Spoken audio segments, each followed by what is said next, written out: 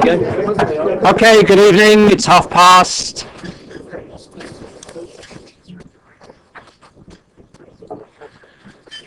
Okay. Right. Just give people a moment to come in.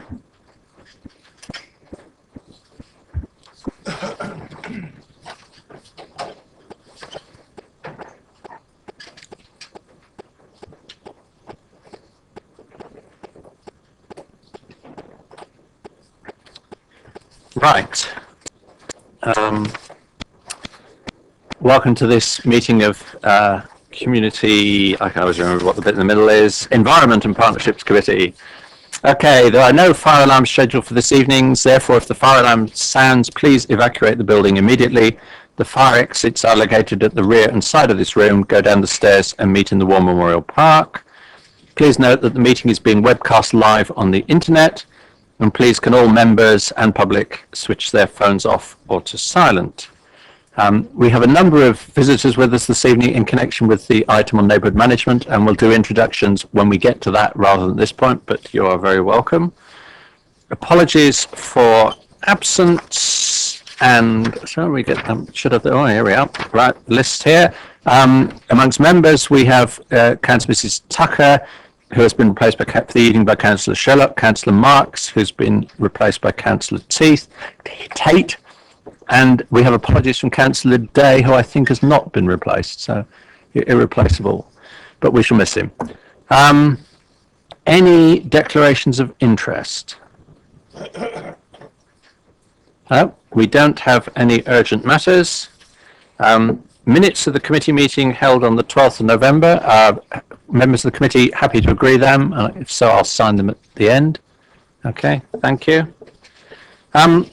We used on our agendas always to have an item that said public speaking at the beginning, and Martin Heath, I think I see you down there. You've indicated you want to speak. The item you want to speak on is well through the evening. Are you okay to wait till we get to that evening, or that item, or did you want to have the chance to speak now and go home if necessary?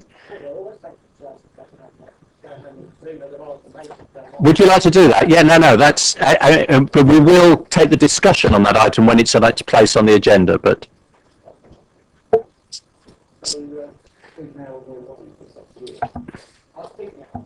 Is that okay? Good, come on then. And then we'll get on to the proper agenda. Well, that's all right. So for those who don't know, this is on the Green Investment Fund. So but it could be a good 2 hours before we get there. So, you know, if you'd like to just speak now, and we'll make a note of what you said, and then we'll pick it up when we get to that item.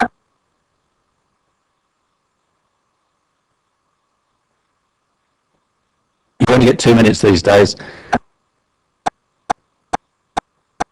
You're off. Big button. Okay, well, thanks. Yeah, and I appreciate the chance to actually speak early rather than being here for 2 hours. I think I wanted to start with saying just a declaration of interest.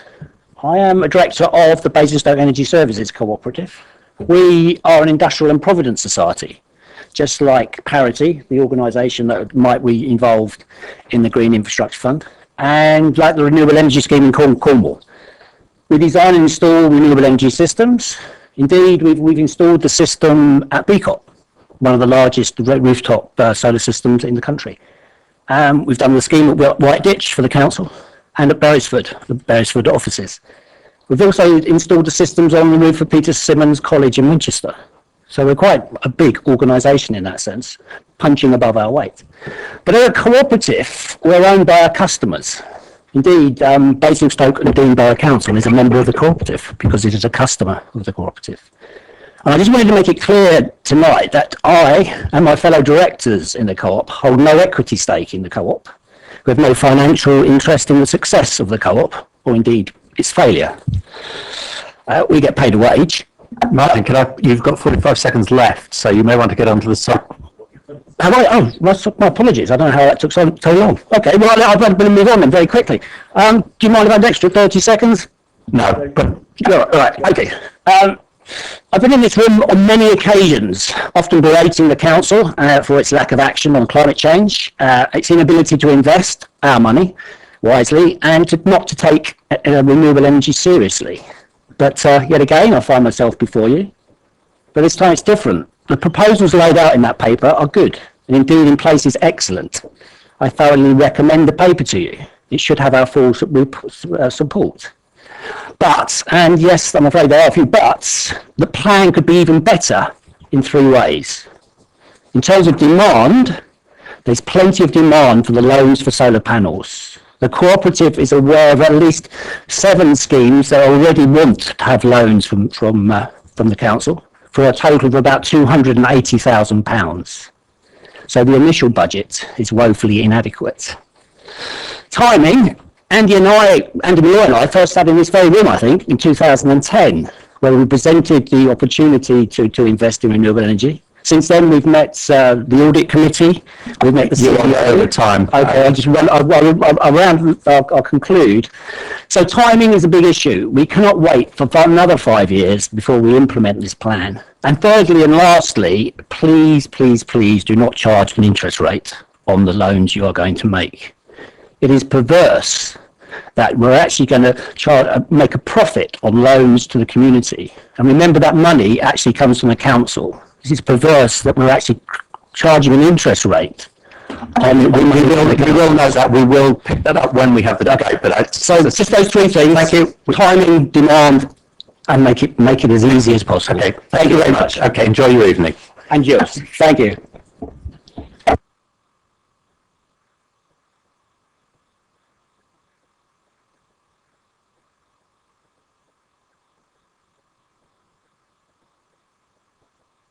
Back to the agenda as printed. Thank you. Motions referred from Council. Local infrastructure funding was referred from the 23rd of October Council. I think what it sets out is very clear. Officers are working on producing us a full report for debate at our March meeting, and I hope we'll welcome that. Yes. Mr. Cousins. Thank you, Chair. In line with the work that the officers are already doing, could I be cheeky and ask that we actually have a wider review into the LIFT process? It's been in place for 2 years. There have been reports that applicants have struggled to fill out the application, to jump through the hoops, to get the funding they require. There are cases where people who probably should have got the fund didn't, and people who shouldn't have got the fund did. So I think as this work is being done, it will be an ample time to have a review of the LIFT process. Let's see what the pros and cons are, and actually what money is there and how much have we actually distributed out. That would be a good thing to see. I note that point. I think that's a matter for scrutiny rather than for this committee. It's looking back at how things have worked out. So, and I think we are dealing with a council motion that the council passed. You could have added that to the motion at the time. So I think we'll stick with the council motion. Unless anyone objects, that will come to us in March. The next one is the youth service cuts, which at the time it was debated by council. We were faced with some fairly substantial proposals for cuts by Hampshire. The latest from Hampshire is that they're recommending that they don't do any cuts this year. They're deferred till next year. And I'm told by officers that in discussion with the portfolio holder that officers are proposing to produce a report setting out the youth services provided in the borough, including the County Council's commission service, and identification of gaps in services, together with options for the way forward. So that's a much bigger task than the motion, and that will come to us in June, if we're okay with that. Yes. Okay, thank you, members. Which does bring us to neighbourhood management. And if I can shuffle all my bits of paper around here. Right. This is the first time we've tried something like this as a committee. It's the committees generally are meant to be doing. This is a sort of investigation rather than here's a set of proposals from the officers and the portfolio holder to discuss. So we don't have any very clear rules. We did circulate some questions in advance. There were slightly different versions for the housing associations and the parish councils, but I have somewhere here in this pile of papers the versions we sent to the housing association, so I may use those as a sort of agenda. We've asked people whether they wish to speak at the beginning, and a couple, 2 or 3 do, but not everybody, which is fine. it is possible that we will reach an agreement around the table that some things are so blindingly obvious that we can all do them and implement them without any formal decision making, that we will take them away as actions. I think it is more likely that we will come up with things that look like being worth exploring. Well, we might be able to do that, but we will each then have to, within our own organisations, give them some further consideration.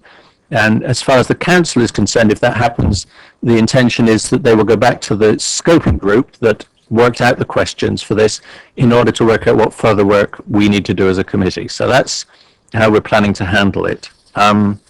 So I can try the welcomes and introductions. From Sentinel, we have Beth Holmyard, Neighbourhood Manager, and Kevin Hartshorn, Assistant Director, Asset Management. I hope I've been properly briefed. From Sovereign, we've got Luke, and I haven't got your exact title in front of me, but and you're substituting for the lady who was due to join us, but you are local manager as far as I'm concerned. What is your precise button on, please? There we go. My precise title, if I have to be precise, is Regional Director. So. Thank you very much. When I have a problem, he's the man who gets my emails, so that's... Right, who else have we got? Then representing the Association of Parish and Town Councils, we've got Julian Jones, who's the chairman. Someone else who was coming with you is not here? But he's not here at the moment, right. And Councillor Leeks, who, while being one of our councillors, is also chair of Tadley Town Council, who's here also to represent the town councils. And I probably should have said at the beginning that my deputy chair, Councillor Bierman, is in another meeting that is overrunning, so he will join us as soon as he can, sends his apologies not to be here at the start. And then on the opposite side, we've got Richard Wareham, who is the Community Design and Regeneration Manager, it helpfully says on his thing there, and Steve Featherstone, who's the Environmental Care Manager. They are here to, they're not going to do a speech, we will ask them questions if we, as we go along. But you're all sitting around the table. It's not like when we get visitors come and you get 2 minutes and then have to shut up. It is, we're going to try and have this as a discussion fairly informally and see what comes out of it. But for those who've agreed to say something, Kevin, I think if you'd like to go first, please. And I'm not timing you. Thank you, Chair. Briefly, I'll just try and give you an outline of Sentinel's approach to neighbourhood management. We believe we have quite a proactive approach to neighbourhood management, and this is quite timely actually, because we've recently updated our own sort of procedures for state inspections as well. So we undertake, I say we, it's not our frontline officers, undertake regular visual inspections of the whole area, not just of our stock, of our sort of communities. Trying to identify anything that's wrong, repairs, fly tipping, and things that aren't just, don't seem quite right. We also undertake regular sort of checks of our communal areas, of our blocks. We obviously have manual, regular maintenance and servicing aspects that we have to do for compliance reasons. But also on a regular basis, depending on how we see the risk for a particular area. We monitor contracts in communal areas, such as the grounds maintenance and cleaning, and also any contracts run by third-party managing agents on our behalf as well. And really what our aim is to check sort of a few main areas, which is the cleanliness, the order, security, and the maintenance of particular neighbourhoods. We see our neighbourhood sort of inspections having 5 main benefits to us. One of those is the asset management, regular inspections for obviously our assets. We've got fire risks to complement our annual fire risk maintenance inspections as well. Any tenancy breaches, health and safety around the whole area, and also just the contract managing of those working on our behalf. So, this is a bit of a change from what we've had before. We've tried to make it a bit more straightforward sort of system. So we beforehand we looked at grading sort of our areas, but now there's no grading system. We have standalone inspections. We want to understand our neighbourhoods, so we look at other items like deprivation, arrears, ASB, turnover of properties, but also we just want to get out there and make sure everything's okay. All our staff are involved. So we have we try and sort of empower and give ownership for our staff. So our neighbourhoods teams, housing teams are out there on regular sort of regular basis, but also from our day-to-day repairs, our property services, which is sort of my team, from a compliance as well, and all of them sort of understand what we're looking for. It's not just their particular role; it's just looking at the estate as a whole. We look at inspection roads as well, even if they're not part of our ownership, if they've been sort of adopted by the highways, and communal areas, internal and external as well. In effect, we're also trying to make sure our staff are mobile working, so it's not a case of that they have to come back to the office and report everything. They should be able to do it while they're out and about, so we can sort of instantly sort of record repairs or anything that we need to do. And also our own sort of internal sort of CRM system that we have means that we shouldn't lose any items that we have raised.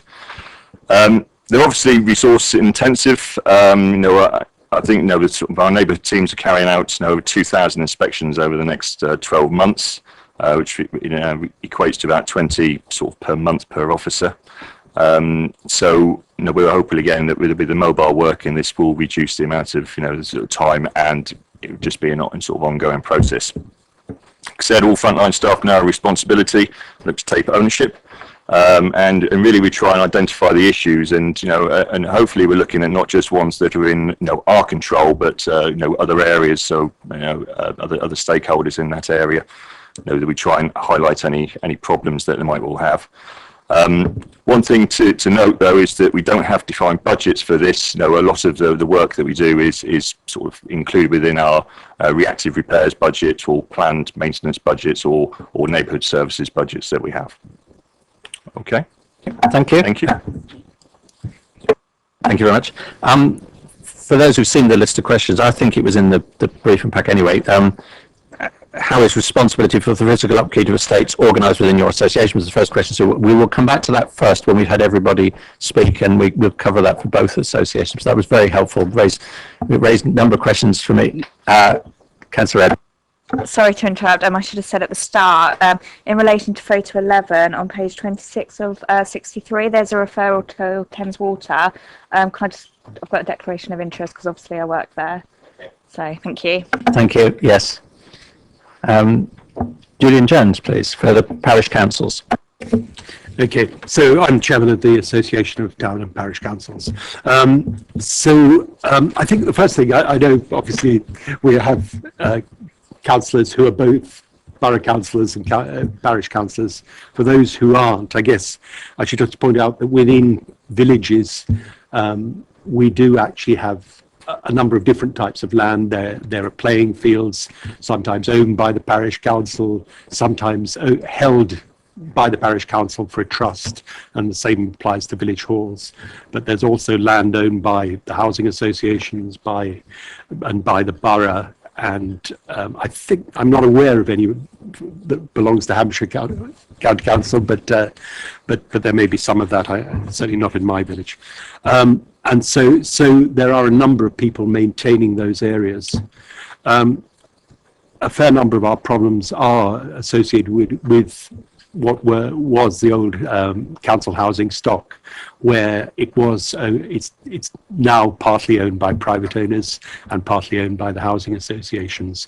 And I think the item that's clearly identified, we need to know who owns what, because typically the houses, we know who owns those, but the land in front of them and the parking spaces and the garages are all less clear, because most of the garages, I think, are owned by the housing associations but rented to the private owners, but the parking spaces often aren't clear.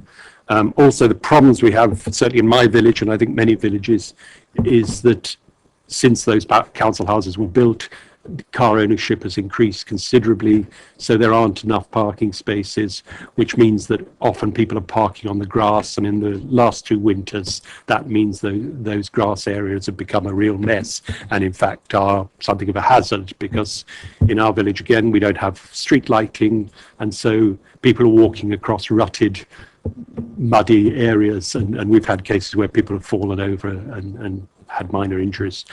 So we're dealing with all those spaces, and so I think the issues we need to address are really having access to the ownership of those land, who owns what. I think identification then of who's responsible. The Association of Parish and Town Councils does have a representative on the strategic partnership, and therefore we do actually have access to the directors of the housing associations, but very often when an issue is passed down, if we have highlighted them, at the lower levels we have less clear responsibility, and we found it very difficult to track progress on problems. In most cases, in my own case, I think I have got a reasonable response, but St Mary Bourne have identified things where they really haven't been able to see whether there is any progress on a similar issue of trying to get parking onto increased parking area. So really we need some sort of online facility, I think, for reporting, a bit the way we report fly tipping or something, to identify various problems in those areas. I think we need to look at making sure that we have up-to-date contact with this, and I'll do push from my end, but I think also from the borough's end, to make sure that we do have an up-to-date list. I know it was updated this time last year. I think again there will be more changes of clerks, so we need to maintain that. We probably need to keep the addresses of both the clerks and the chairman, in the hope that one or other will still be in position from year to year, and obviously in May that may become a challenge again.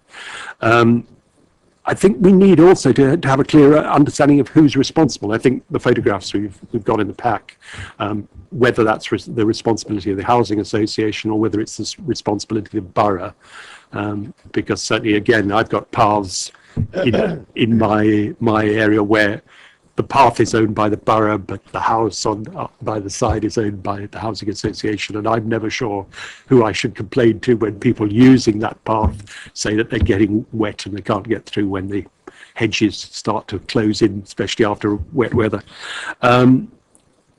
We also, where there is need to do stuff in these areas, quite often the residents who live there, particularly the private owners, say they would be willing to chip in and to do volunteer work, when often what's required is relatively trivial. I think a few years ago we did actually have a scheme for community projects of this sort, which were part funded by the borough, part by parish councils or whatever. And I tried to set that up with oh gosh, who was our previous North Waltham councillor? Anyway, no, before that. Gwen, with Gwen Richardson. Yes, we tried to set something up, and there was apparently a scheme at that time, and that whole initiative seemed to die a death. But I think it would be good to look at whether we couldn't set that up. Obviously, a scheme of that type needs insurance, a bit the way, in fact, we have schemes over the environment, where people who work on the environment are insured, I think, under the borough's insurance policy for that sort of thing. So certainly we need to look at whether that would be possible. So as I say, we need to establish that, and similarly the point in the pack that says when there is work going to happen in an area, residents would like to know, because we have had cases where work is done, but not in the way that was expected or just unexpectedly. So we need a clearer way of notifying people. The thing we get today is the grants for mowing of the recreation grounds. I guess that's within the scope of this evening's discussion, and certainly those are very important, and we would be in a real mess if those were cut, because clearly some of those are quite substantial sums, and our precepts would take a big hit if we didn't get those. We've got the play area inspection at the moment. I think all parishes' play areas are inspected once a week, and that's a valuable service, because it wasn't always clear that parish councillors who previously had the responsibility working in good records of inspection. So we really appreciate that.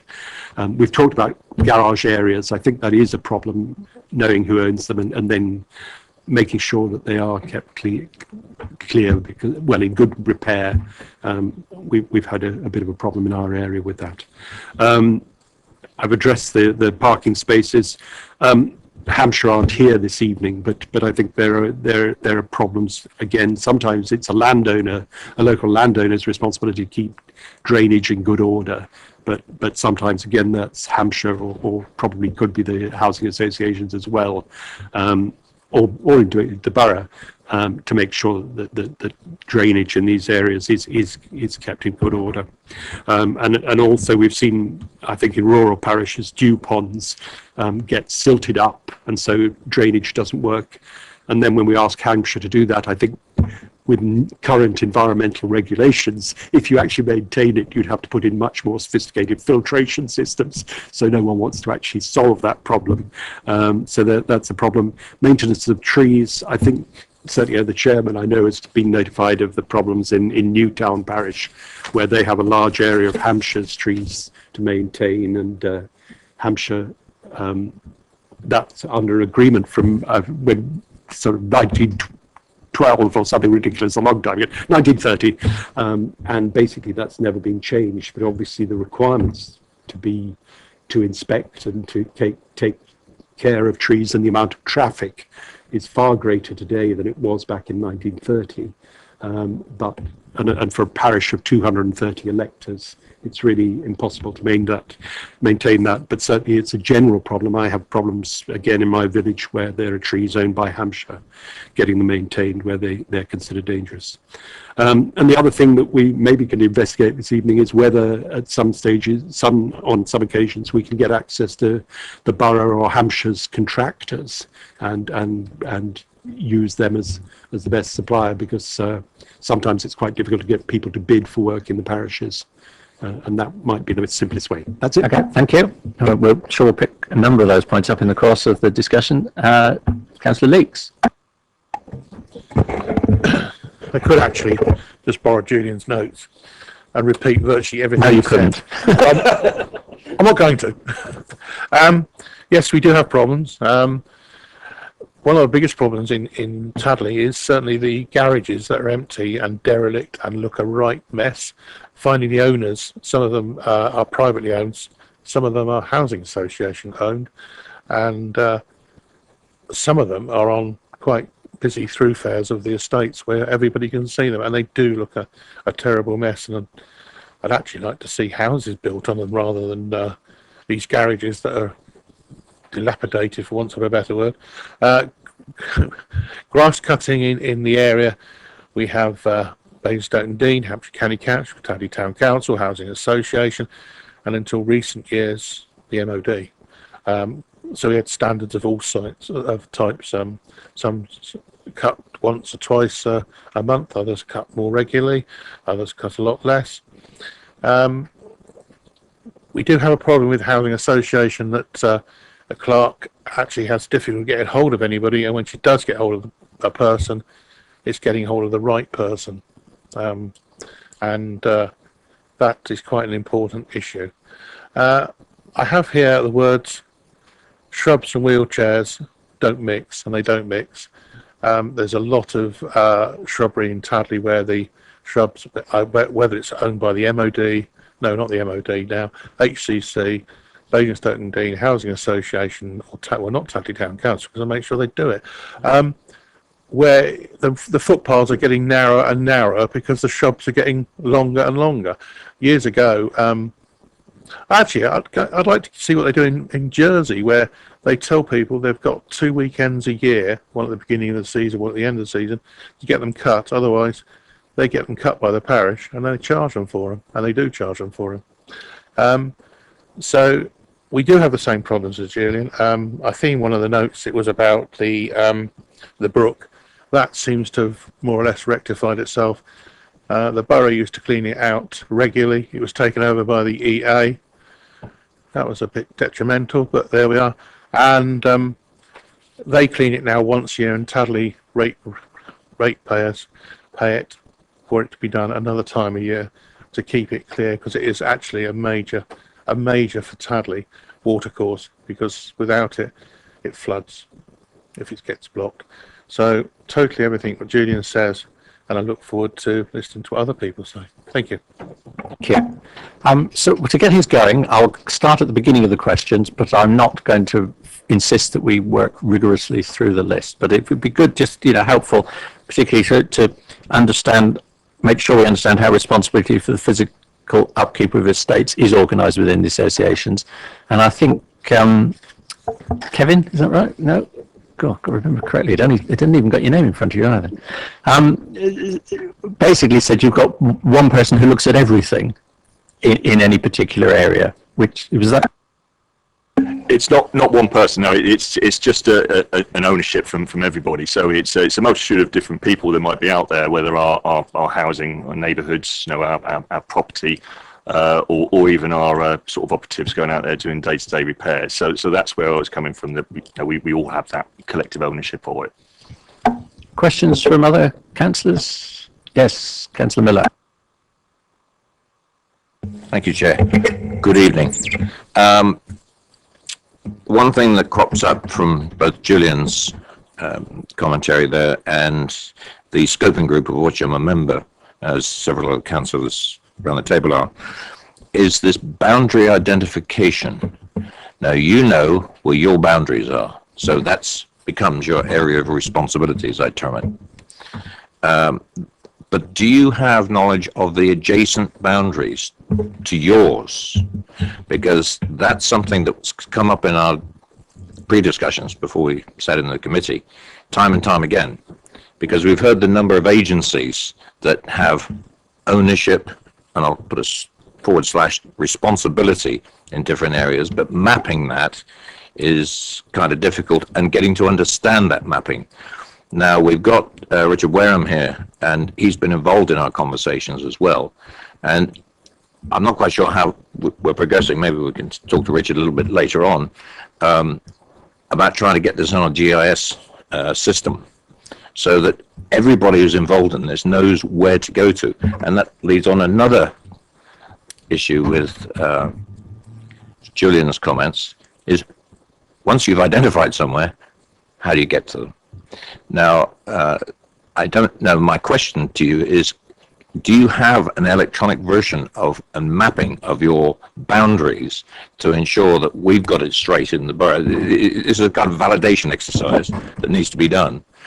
And then we can zero in on how the contacts. This is what we're trying to do, is build up this big picture so that people like the parishes, people like the ward councillors, as we all are around the table, and the parish councils themselves, and town councils and whatever, know where to go to. It's kind of a complex matrix, and it's over the years it's developed that land ownership has changed, it's switched around and everything else. That's probably the crux of what we were getting to when we first started out with the scoping group, because once you've got that established, then you establish the communication matrix. We're actually starting to get somewhere. And we can all communicate with one another and have an understanding of where we're coming from here. It sounds a bit like utopia, but we've got to start somewhere, and I think this is a starting point. So my question is, on the boundary side, how do you map it? How do you, internally, how do you manage that mapping? Okay, if both associations could answer, and then Richard wants to say something as well. Thank you. At Sentinel, as you know, in Basingstoke, most of our communal land came over at a large-scale stock transfer, and our maps that we have are based on the original maps that we had in the 1990s that came over from Basingstoke and Dean. We've made them electronic, but they're still based on that old information. And the maps that came over from Basingstoke and Dean showed our ownership, but it doesn't show who owns what house. So we're in a very similar position to you. So when we have those queries, we have queries all the time. We have to do what everybody else does, which is go to land registry and do land registry searches, which is time consuming. And it's piecemeal. We do it at a time, and then somebody else might need that same bit of information in a couple of months' time, and we'd do it again. So we're not very good at collecting that information and storing it electronically. I think what you've suggested is that if we had a GPS system or something where we could layer on different people's information, that would make it easy and make that accessible to the public, then actually a lot of the problems that we're talking about tonight would disappear, because it's all about ownership and responsibility and trying to get through to that.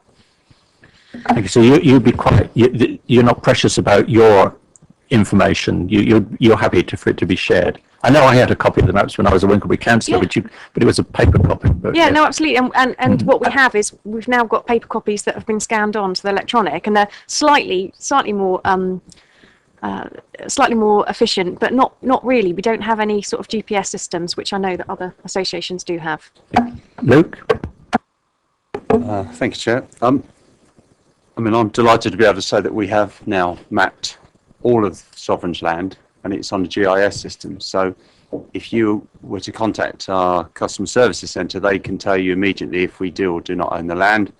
If we own the land, then the problems associated with what's on it are ours. What we're not able to do at the moment, is there's some licensing issues around GIS, is that we're not able to give the public direct access to that through the internet. And that's something we'd love to be able to do. Something we're looking at, but not something that's available at the moment. The other thing we're not so clever at is actually knowing who owns the adjacent land. We're getting better at it. So using some of the maps and using some of the older information we've got, we're able to say, for example, well, that's Basingstoke and Dean land. We're less clear on Hampshire highways or highway land. That could be a bit ambiguous at times. And I think that's the bit that's missing, because when people contact ourselves, it would be great to give them an answer on behalf of everybody. What we're able to do is confirm whether or not we own or don't own the land. What we're less able to do is perhaps give them the information then about who does.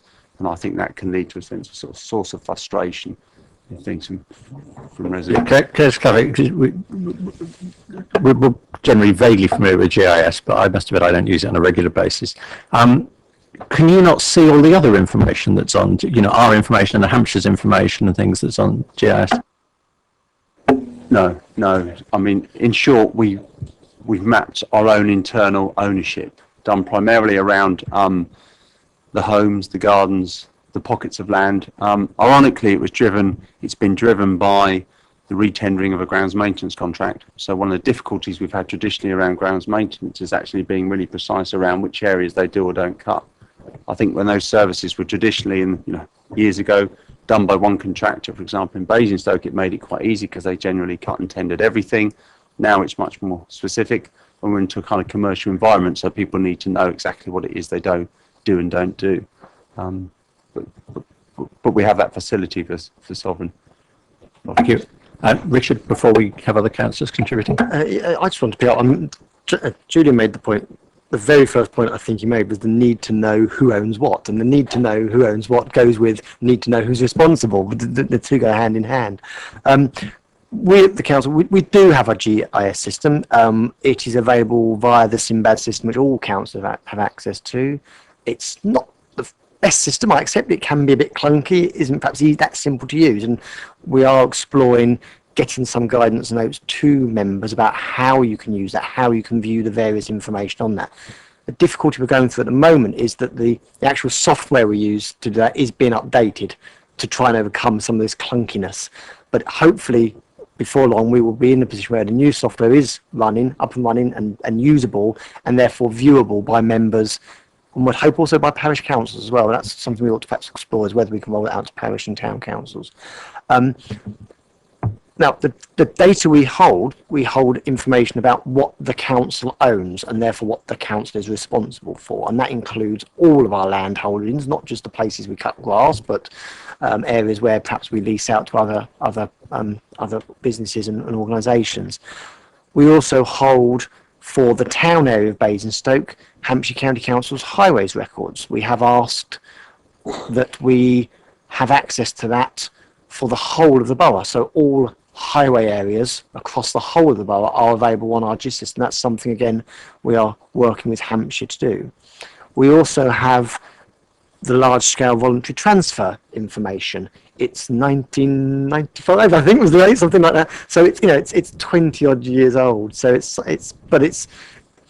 paints a good picture. It doesn't necessarily paint a 100% accurate picture.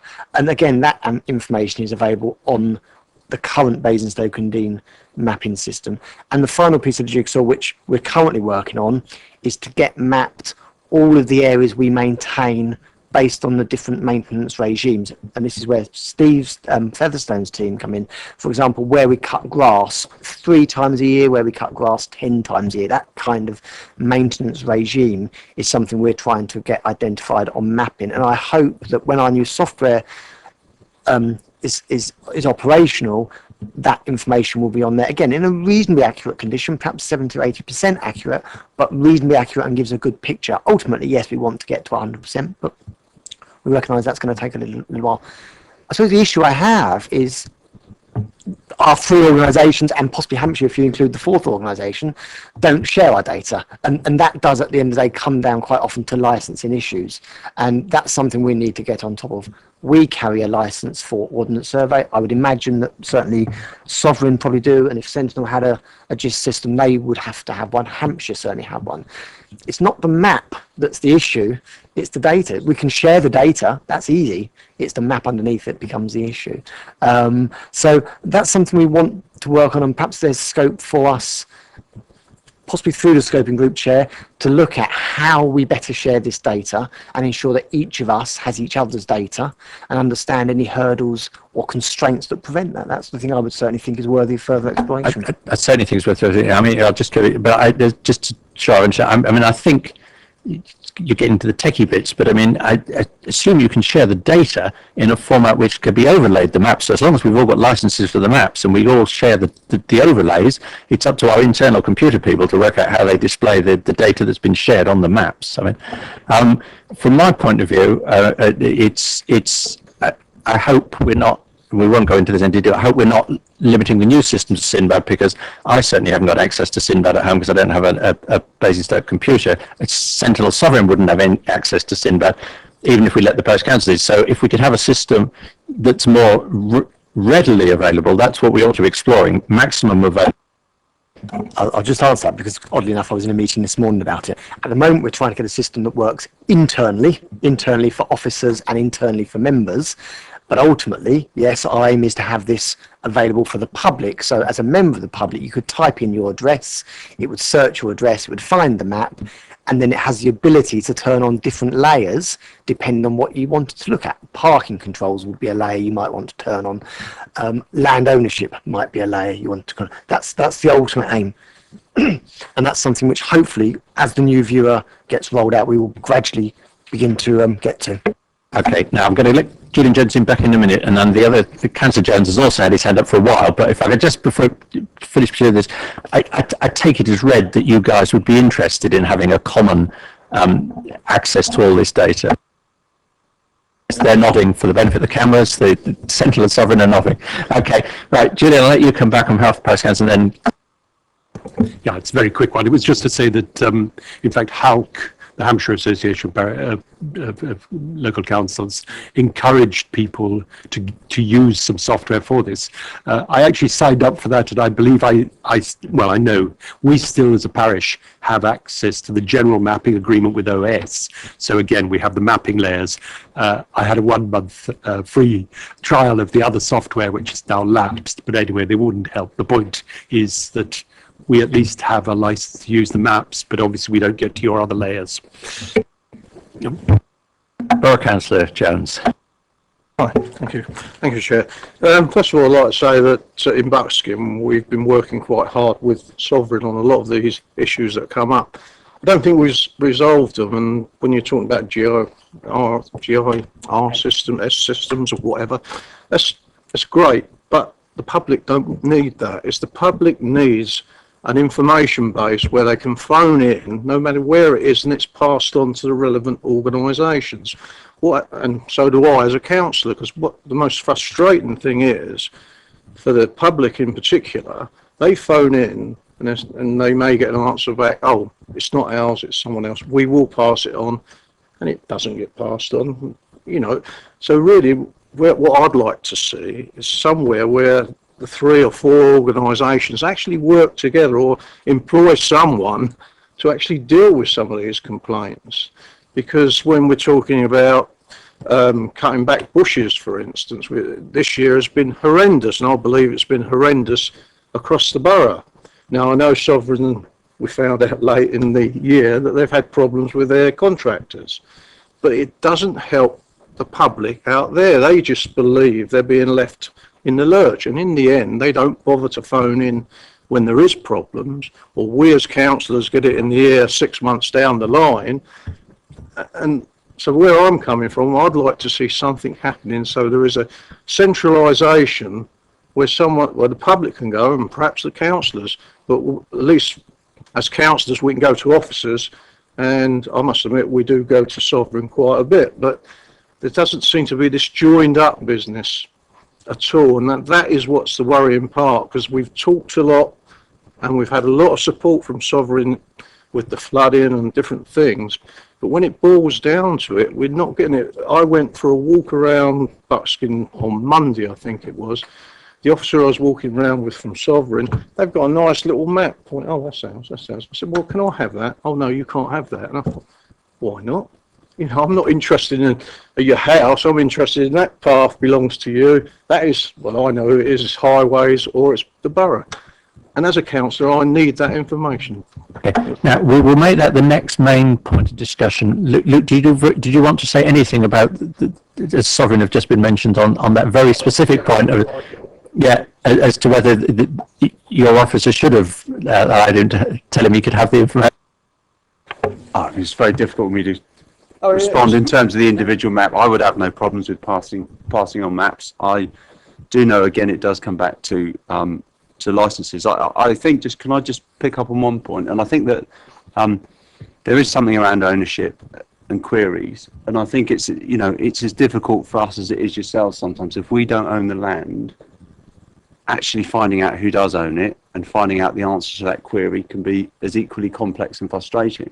So I think there lies the the wish not to own the issue, because actually that can cause a huge raft of work as a result. I'm not saying that's right, but I'm saying that's generally what we get. So the same frustrations you may get with inquiries into, say, Hampshire about land ownership and maintenance issues are the same as that we respond. And I think possibly looking forward, named contacts within organisations could be quite a simple. Yeah, we'll look at the general point. I just wanted to give you a chance to respond. I'll just make the point, the individual who wouldn't give me the map, it was done because she didn't know she had the authority to do it, was the point. She was quite happy to show me it while we're walking around, but, okay. Well, now, Councillor Beerman wanted to say something as part of the last discussion, I think. Indeed, Chair. I just wanted to say I don't know why we are still in this predicament, because possibly Councillor Leeks has been around long enough, like myself, to have experienced a presentation in these very rooms, I would say about 10 years ago or a bit more, of 3 companies who provided commercially a system where one could, where it was available for both officers and members of the public to log in and, for instance, come and say to Steve's situation of an overflowing bin, and one wanted to report where the bin was, one could go pinpoint it with a little X on the map and send a message straight off to the relevant person. And these systems exist. It's just a question of whether somebody's willing to pay for it. And frankly, the anguish expressed around this table, and that I have personally experienced over the years, makes me suggest that would have been money well spent, because that really is bringing them all together, which is what we're talking about, but also making it easier for the public, which is, what Councillor Jones is on about. And I hope, before we spend a lot of time working out what we can do between each other, we'll revisit what's available commercially, which I think is a little more than Julian was referring to. It's a little more sophisticated than that. Councillor Scott, did you want to tell us what you were telling us before the meeting? Well, I was just thinking about whether this was the appropriate time. I was quite surprised not many people seem to be aware of it, but there is already, and has been going at least 6 or 7 years, a national website, fixmystreet.com. And you go into it, and the first thing they ask you is your postcode. You type it in, and then it comes up with your area, and members of the public can report paving issues, overgrown shrubs, abandoned vehicles, and then the website automatically sends it to the relevant person, be it Hampshire County Council, Basingstoke and Dean, or whoever, and then the member of the public who originally reported it has the option. You can go in and they can update it, because they get informed when it's been fixed. And quite often then you get people saying, oh, it's been fixed now, be it a week later, or heard that it will be fixed in 3 weeks' time. And as I say, fixmystreet.com, you go on there, type in your postcode, and that already exists. But I think we established it's just Hampshire and Basingstoke. It wouldn't refer things to a housing association or parish council.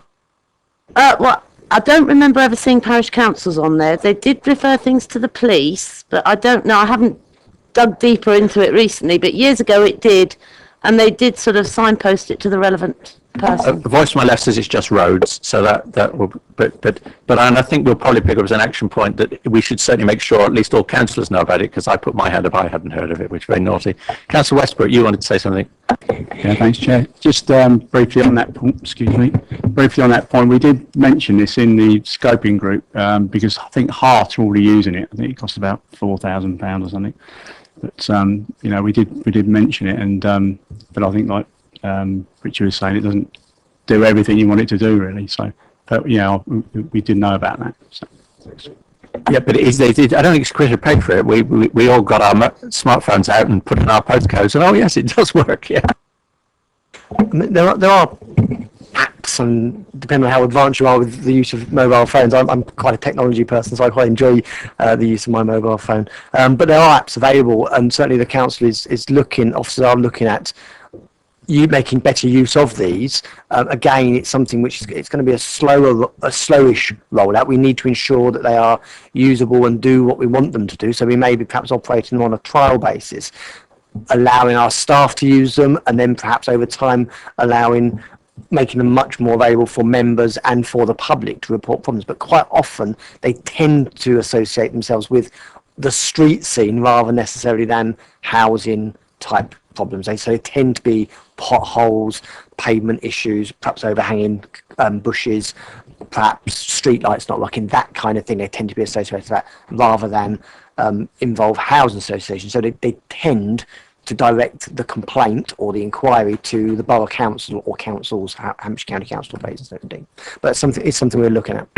Thank you. Okay, does anyone else want to say anything more about the principle of, you know, getting as fast as we can to having all our ownership data available electronically, shared within the organisations, and if possible, ultimately available to the public? Because I think we've done that one. We'll log that as the first thing for the scoping group to pick up. Now we'll pick up Councillor Tony Jones' point about a single point to phone in. Now, what do others think of that, both, you know, for and against? Councillor Westbrook. Thanks, Chair.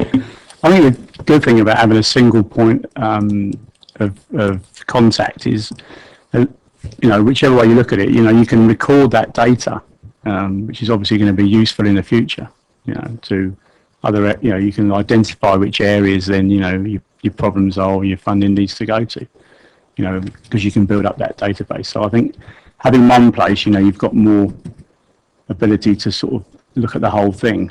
That's my view anyway. Councillor Leakes. Thank you, Chair.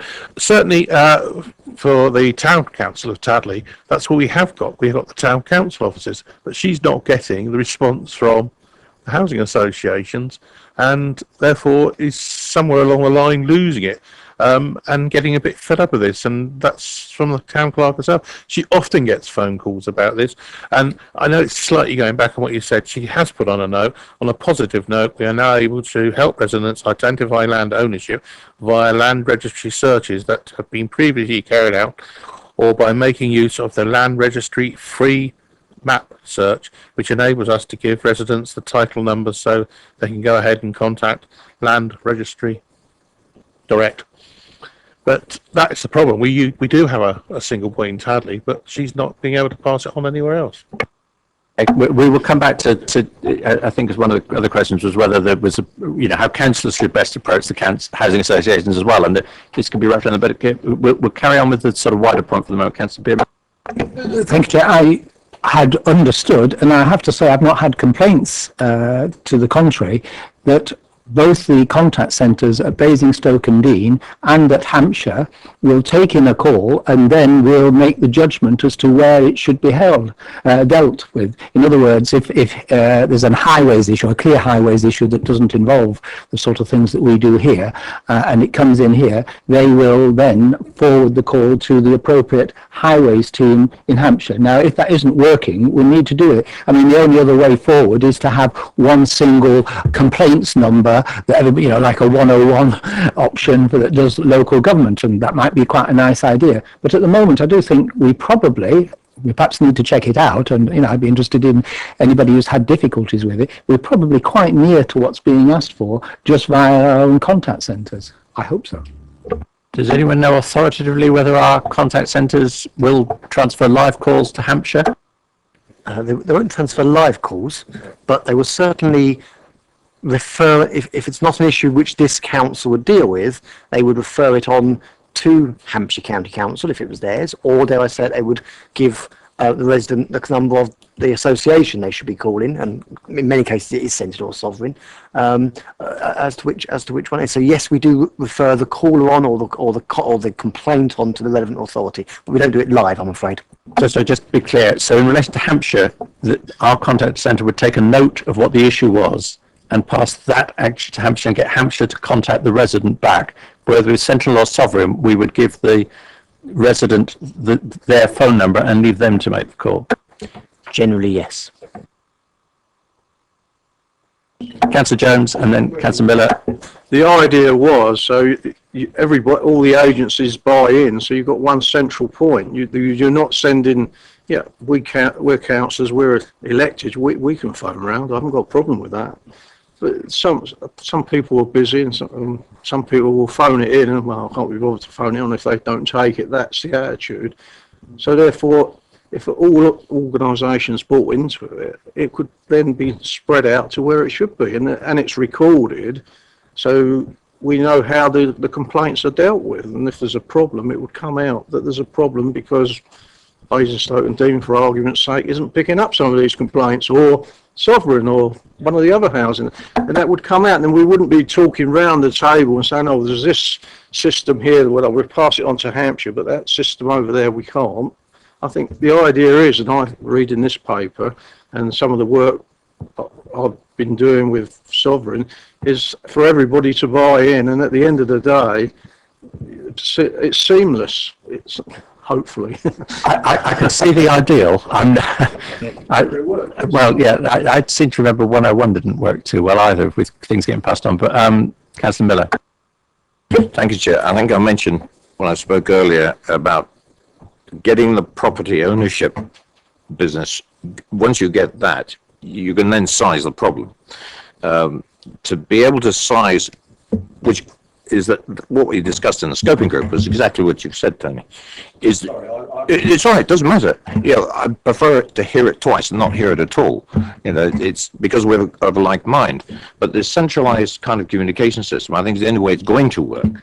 And I get the feeling from around our visitors today that they would buy into it. But that's going to take quite a bit of study of how to actually make that communications matrix work. Just to give you an example, and this is absolutely no criticism about individual officers, but I had a resident approach me about excessively growing shrubs and trees on the boundary of their property in Chinham. Now, it was difficult because it was on the edge of a wide verge. The verge is about the distance between that table and your position up there. And I approached the right officer, because I know the officers in the borough, and asked him the question. It took a week for him to try and find out whether it was borough, highways, or the property owner. And he obviously had to do a lot of digging. So we get the first problem resolved, then we can think about the communication. And Hampshire County Council is very precious about its internal phone calls numbers. Everybody has to go through their call centre. And for the county council and me as a borough councillor here trying to get through a call centre at Hampshire when I want to speak to a Hampshire officer is unbelievably frustrating. And they say, well, who do you want to speak to? I said, I don't know, because we haven't got access to the directories. What extension do you want? I don't know. They have an office reshuffle. And that's another blockage to the system. If we want a smooth system, that's why a lot of studies got to be done. But I couldn't agree more. Single point of contact initially. If we're talking about Basingstoke and Borough Council, I think the borough is probably the best place for that position to action this. To size it, because I know we've got I don't know how the call centre works here, but I know we've got a number of very, very good people that pick up the phone on 844 844. But I've got a feeling if we sized up how many calls are being made on this particular subject, you could probably have a dedicated desk. I don't know how many you get at Sentinel or Sovereign or the Borough on these particular issues, but I'll bet it's a lot. You know, I know my colleagues, we've had this issue every day. The parish clerks are dealing with it every single day. Councillor Westbrook, and then I'm going to invite the housing associations to have a quick word. Yeah, just briefly on the contact. I mean, we've had there's two instances I can think of in the town where we've got one road, one issue, 3 lots of ownership on the same hedgerow. One is a company, a private company. One is next to a private company, but the bit of land where the hedgerow is private. And then you've got Hampshire on the corner. So you're talking about one small road completely blocked. Now, we go to Hampshire, eventually they squeeze we talk to the manager of the business, fine, okay. Then eventually Hampshire write them a nice letter. Eventually they enforce them to cut it back. They do it once, that gets cut back. Fine. But then you've got the other section. So then you get the other section cut. And so on goes on. And then by the time you get to the end, the first bit's grown again. So, you know, this is a small footpath on a narrow road, and you've got elderly people trying to step out into it. I mean, those are the sort of things that are really frustrating. How we solve that, I don't know, but obviously land ownership. But to do with a central bit, somebody that goes around the areas that can look at certain issues like that, I don't know, but that is a big issue. You know. So how is contacts from? I mean, presumably our call centres are just giving people your general call centre number, and is that the best we can do? I mean, you know, that's an open question. You can tell me yes or no. And perhaps we could sort of bring into this from councillors. I mean, I know some of us know some of you and would go direct to you. Is that welcome? Would you rather something was a bit more structured that we all, you know, that, or are you just happy that we make use of the contacts we've got? Thank you.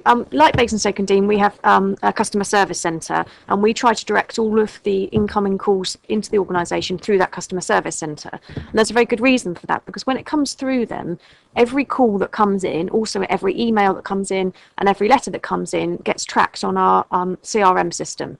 So a case is put onto the system, and that case can't disappear. That case gets assigned to somebody, and it's somebody's responsibility.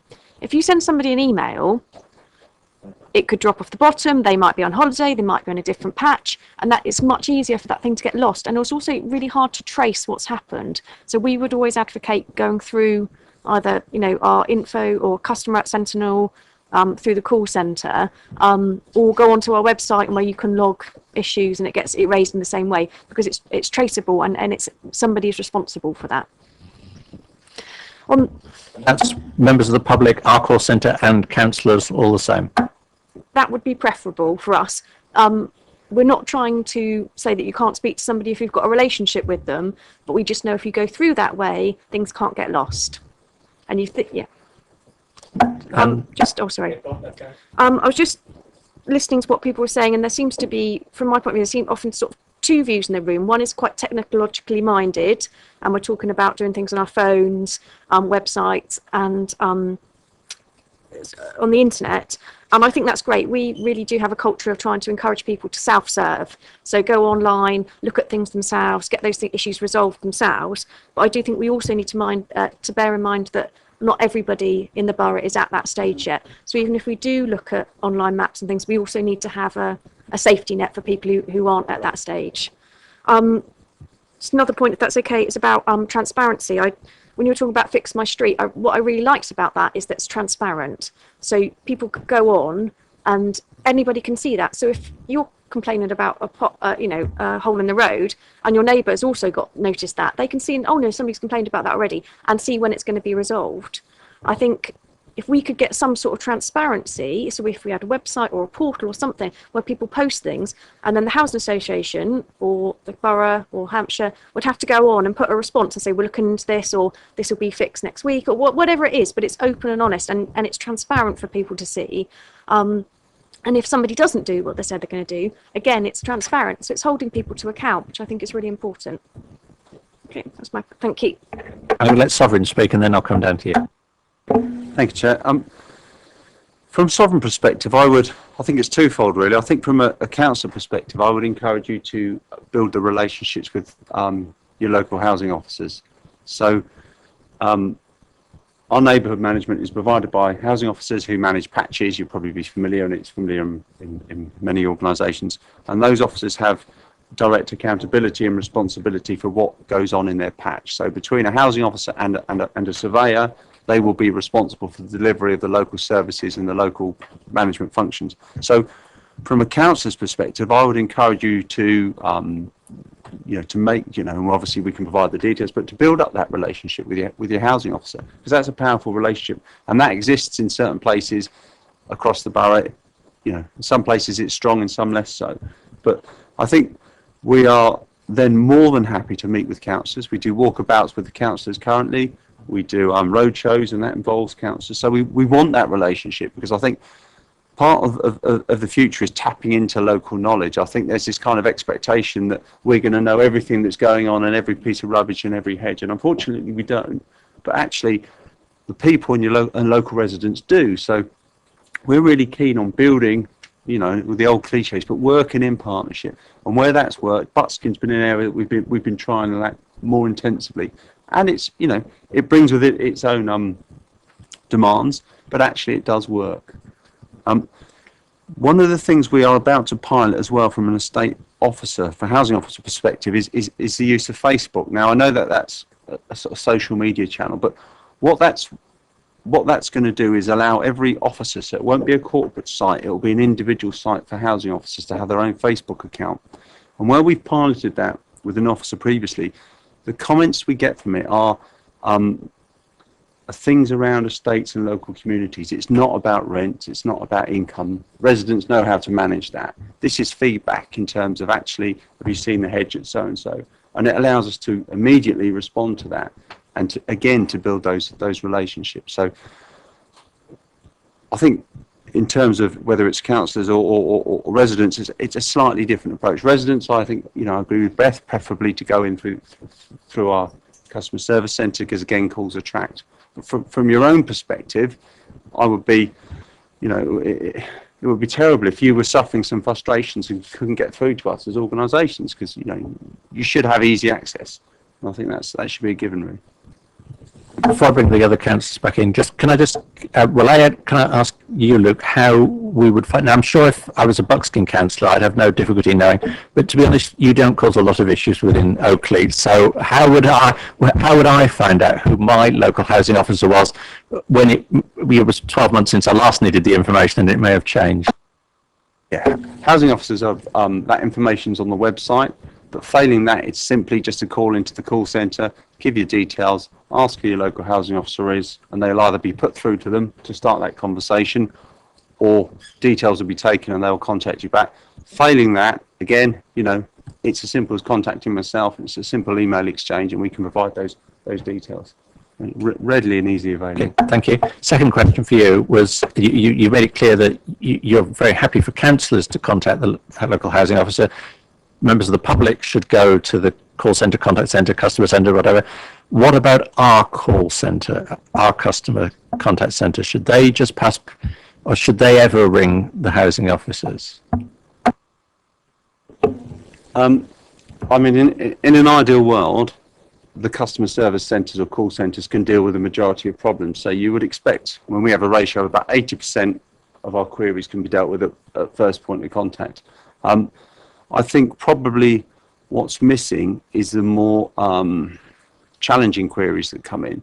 And actually what may be a solution is where contact centres have got a named person within an organisation who they can perhaps use as a point of contact, not to give those details out to the public generally, because that person then might be undated, but you know, if you're working in a sovereign call centre and you have a query and it's quite clear from the maps that it's not sovereign land, it would be great to have an email address or a phone number to contact somebody, for example, in BDBC or Hampshire to say, do you own this? And then I think we could resolve some of those issues quite quickly. Thank you. We'll pick that up. Now I want to just come back to Sentinel before we go back to the councillors, because we never did pursue the how you're organised question at the very beginning. We've got onto other issues, but do you still have the equivalence of a local housing officer? I mean, when I was a Winkelby councillor, I certainly knew who I rang up, but does that still exist? Yes, we still have called neighbourhood officers, but yeah, we still have housing officers for every area. They're still there. The information is all on the website, so you can put in your area and find out who your housing officer is. It doesn't have direct contact details, as we talked about, because we do put people to the customer service centre. But if you call the customer service centre and your neighbourhood officer isn't there, all that will happen is they'll put you through if they aren't, or they'll send them an email and that person would call you back, and then you can have that email exchange. Thank you. Councillor Westbrook. Thanks, Chair. Just sort of going backwards a little bit onto the feedback side of it. You talked about members of staff having been able to look at things and see things and come back to you. Is there a mechanism that they can report to quite simply? So, because I've had issues in particular regards the contractors, because I noticed Sovereign have a couple of things which I've come across where you've got, I think it's a contractor doing one bit, and then you've got a system for doing front gardens where you've got two different types of contractor. I won't mention names, but there is that difference between the two, and you've got pieces of grass here that are long, pieces of grass here that are short. They never seem to be done at the same time. I mean, does one or t'other talk to each other? Do they have a point of contact for you to say, look, we've been doing our bit, but we've noticed that the guys that do the other bits on the estate is looking a bit shabby, needs attention in the future, just a simple form of reporting. I mean, it's the same with the borough, really. I was going to ask the same question to Steve later on, things could be done in advance of councillors or residents ringing up and saying this needs doing, because the contractors, to be fair, or somebody that looks around, goes around the whole of the areas in the town in particular, they can see things much easier than we can, and they see it in advance, because they're actually on the ground working all over the place. So that would be my question, really. Very briefly, I think that was a specific question to you. That's okay. Thank you. That's only yourself at a railway, Norfolk Railway. Yeah, no, I mean, what you're referring to is the fact that we have a grounds maintenance contractor that does sort of what I would deem to be communal areas, public areas, etc., where we own the land. But we also have a bespoke grass and hedge cutting scheme where we provide services to supported and elderly residents. So that's about a bespoke service to cut front gardens, rear gardens, hedges. That is, traditionally we've delivered those services through two different contractors because they are quite different. One's quite a commercial big service where you need a lot of big tractors and trailers. One, you need small lawnmowers to lift over the garden gate and hop over the back hedge to cut somebody's garden. As part of the grounds maintenance procurement exercise that we're doing at the moment, we are looking at what value we could get about bringing those two services together. I think the challenge will be that the service to the individual residents is seen as an additional service, as it isn't available to everybody everywhere. It's very much a kind of bespoke add-on, and it's also quite a difficult service for a big contractor to deliver, purely because it's often built around relationship, supported housing, that kind of thing. So, but I can understand some of the frustration when things are cut on different times. But it's something we're conscious of, and we'll work towards finding, a solution. Okay, trying to keep on this subject for the moment because we've got time to move on to another one after it. But Councillor Bound. Just a quick one, and my area is Tadley particularly. Sentinel and Sovereign are around and about, but do the other housing associations that you know of work in similar sorts of ways? Because Affinity Sutton, a particular organisation that I try to deal with some difficulty. I just wonder whether you know whether they try to work in the same way. Yes. All I'd say, yeah, all housing associations will have a housing officer type role who's responsible for the neighbourhood and tenancy issues. They sometimes call them different things, but it's like it will either be called a housing officer, neighbourhood officer, estate officer, or something like that. And there should be one with a patch that covers Tagley. I don't know who it is though, I'm afraid. Julian Jones. Just a quick one again. If it is decided that Basingstoke's the place to call, I think either we need to publicise a direct line or consider the menu structure. In the old days, you used to drop straight through to a human being. Now, you probably would fall through 3 menus before you reach the person. Yes. Richard, you wanted to add something? Yes, Chair. I just want to touch on the thing about the contact centre, not so much here at Basingstoke, but at Hampshire. And obviously, I've worked with various colleagues from the highways team at Hampshire. They do have a dedicated line for highway complaints, road complaints, pavement complaints, street lighting complaints. They also have a dedicated email address. Again, any report made through that goes into a CRM type system, and it then gets assigned to officers. I know certainly at parish level, lots of the clerks have relationships with the area office, much like you would perhaps with a housing officer. But I think I would urge the clerks, when they are reporting something to the officer, they probably are best to also report it at the same time to the hotline, and therefore ensures that that complaint, that concern gets recorded. And I would also urge members to do it at Basingstoke, because we here at Basingstoke have our own CRM service, and again those complaints get filtered through to Steve's team and get acted on. So I think all of the organisations we're talking about have a system to use. Perhaps where we're failing is that we don't perhaps publicise what those systems are and those processes are, and perhaps that's an area we could explore further, Chair, perhaps through the scoping group. Right. Now, any more? I think we're going to have to take this one away as well. I mean, I'll be honest, I think the practicalities of doing what Councillor Jones has suggested may be quite challenging, but we will certainly get the work done, see how possible it would be. And we'll come back to the scoping group. I think I probably failed at the beginning, Councillor Jones, to welcome you to your first meeting here. You've replaced Councillor Washburn, is that right, if I remember correctly? So thank you for joining us. And if you want, sorry? It's a little bit easier to say. Yeah, yes. If you want to join the scoping group, that's fine. There's, it's open to any of the members of the committee who want to come along and take part in our further discussion. So please do that. Is there anyone else who wants to talk about? I mean, I think it's self-evidently valuable. I think it's only a question of how feasible it is, really. But okay, can we then pick up an issue that's less directly relevant to us as individual board members? Towards the end of our questions, we were asking about planned works. We've really talked about the reactive things when the members of the public get it. I'm aware that both the housing associations have neighbourhood renewal schemes or something like that, where you do work on an area. We have within Richard's team work that do that. I know with at least one of you, we do try and join it up, and I know because I sit in the meetings and hear the relevant people talking about it, it doesn't always work, that it doesn't feel that it's joined up enough. And one of the other questions was, how could we make sure that the public are better informed of planned works in public spaces, and how can the public help shape these plans, which is quite a challenging question, alongside ward members and other partners. So how within your two organisations in particular are the planned works going? Perhaps then we can have Basingstoke as well, and then as councillors we can see how these things might be joined up, and particularly what public consultation goes on in relation to. So well, I think we call it small-scale environmental renewal. Is that the current phrase? So that's what we're talking about. If you go first, then the others will know what we're talking about. If I may, Chair, I want to perhaps jump in before the housing association to some extent, because I think actually we do have a very good relationship with the housing associations in this field.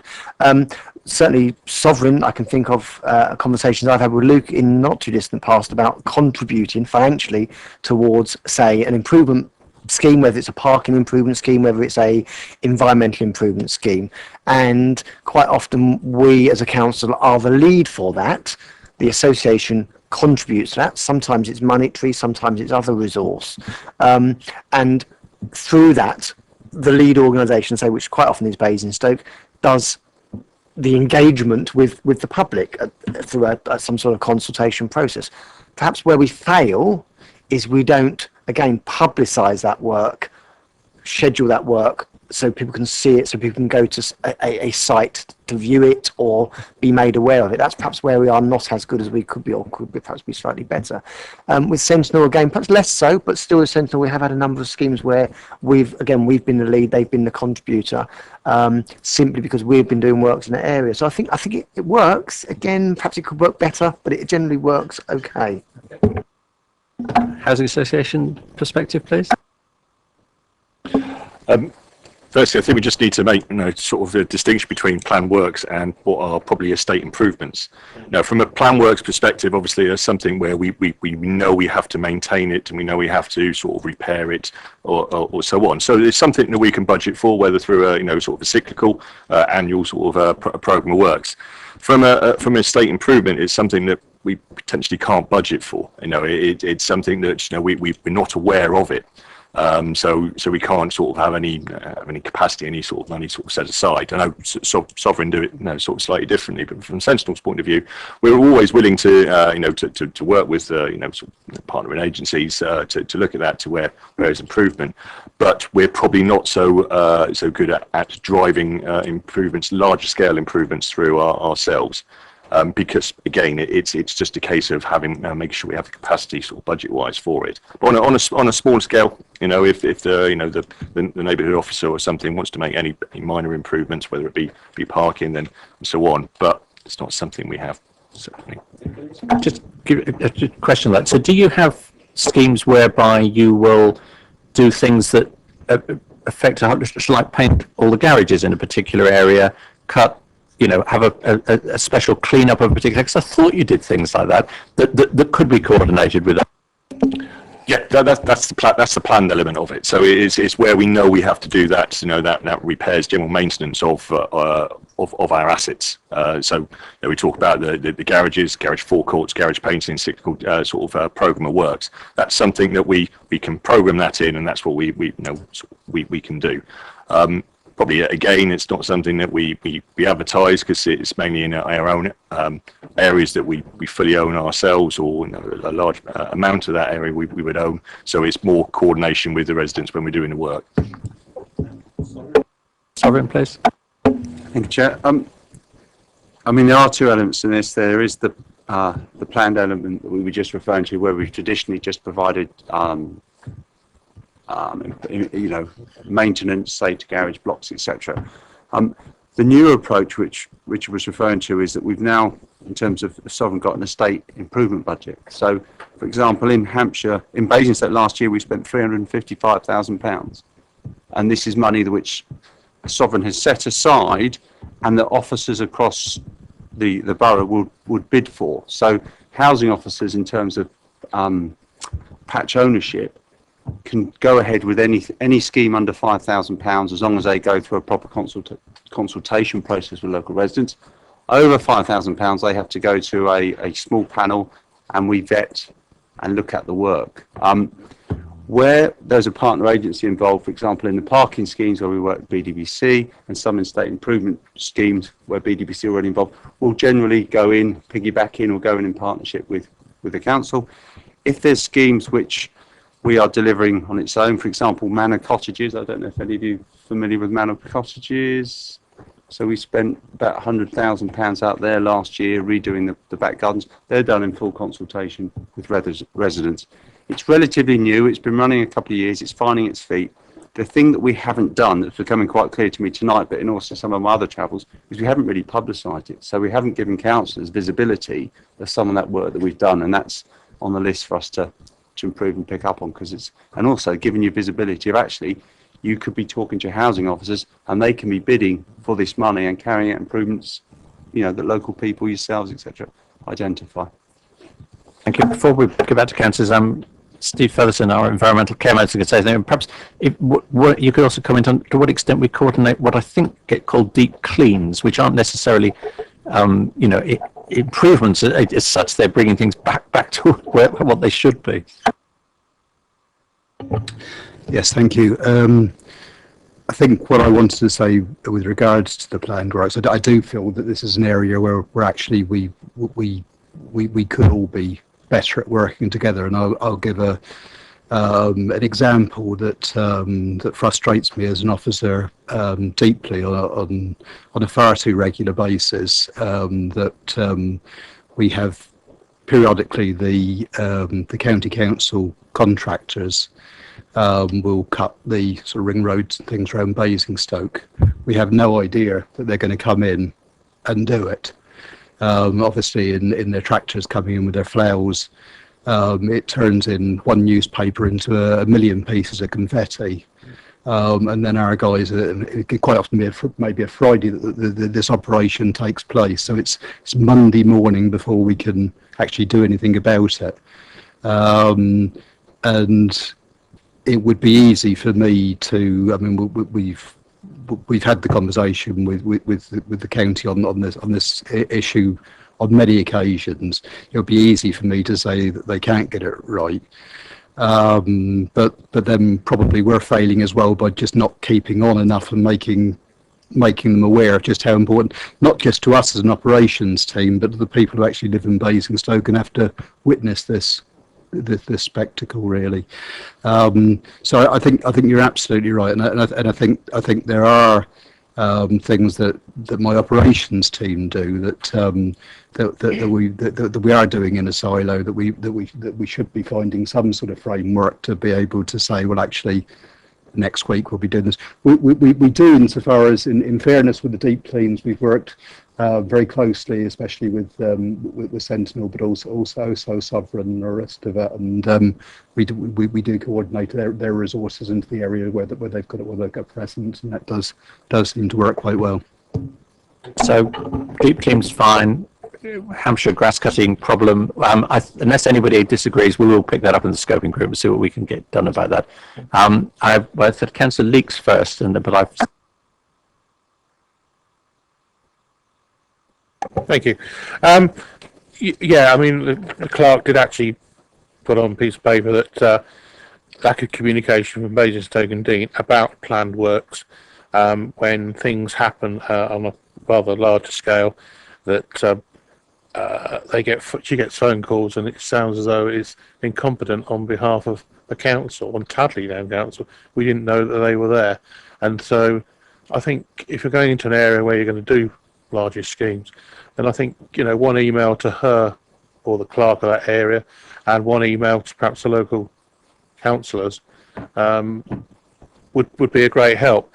Years ago, people from the council turned up with Basingstoke and Dean written all over them, and you knew it was being done properly and what have you. But because we use contractors now, we don't know necessarily that they're being done for the benefit of the council.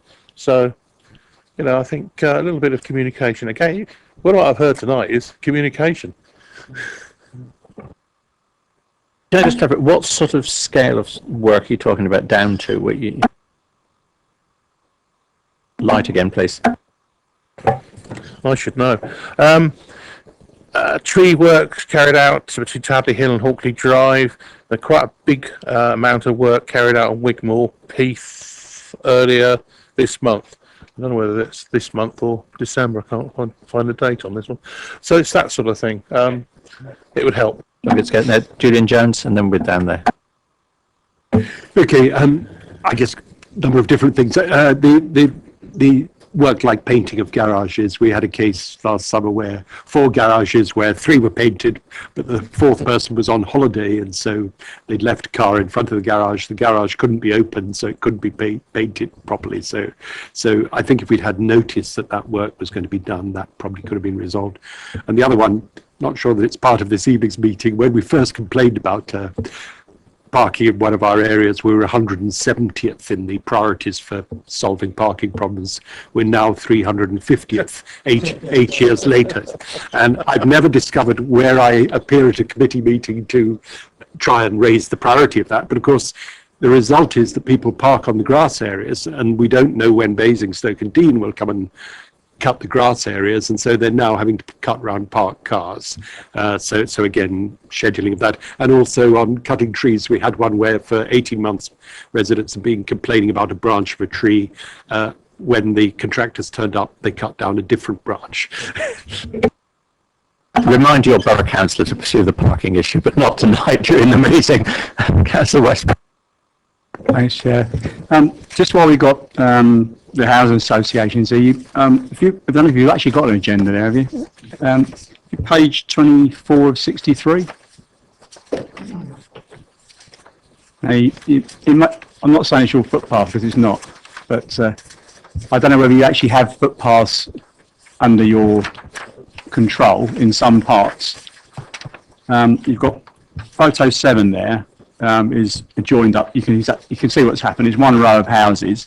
I believe that one half of it is actually Hampshire, but they're not here to defend themselves. But you can see in front of the houses there that it's in a bit of a state. But I believe the housing associations tarmac that good bit, and so you've had contractors come in. Someone's had to grind the footpath, do a lovely nice join, bring all the gear in, disturb all the residents, go away again, and then eventually somebody's going to come and do the other half. I mean, that's one thing, and obviously the other picture there you can see is a brand new footpath, and within probably a few weeks the contractors or services have come in to start digging holes up again.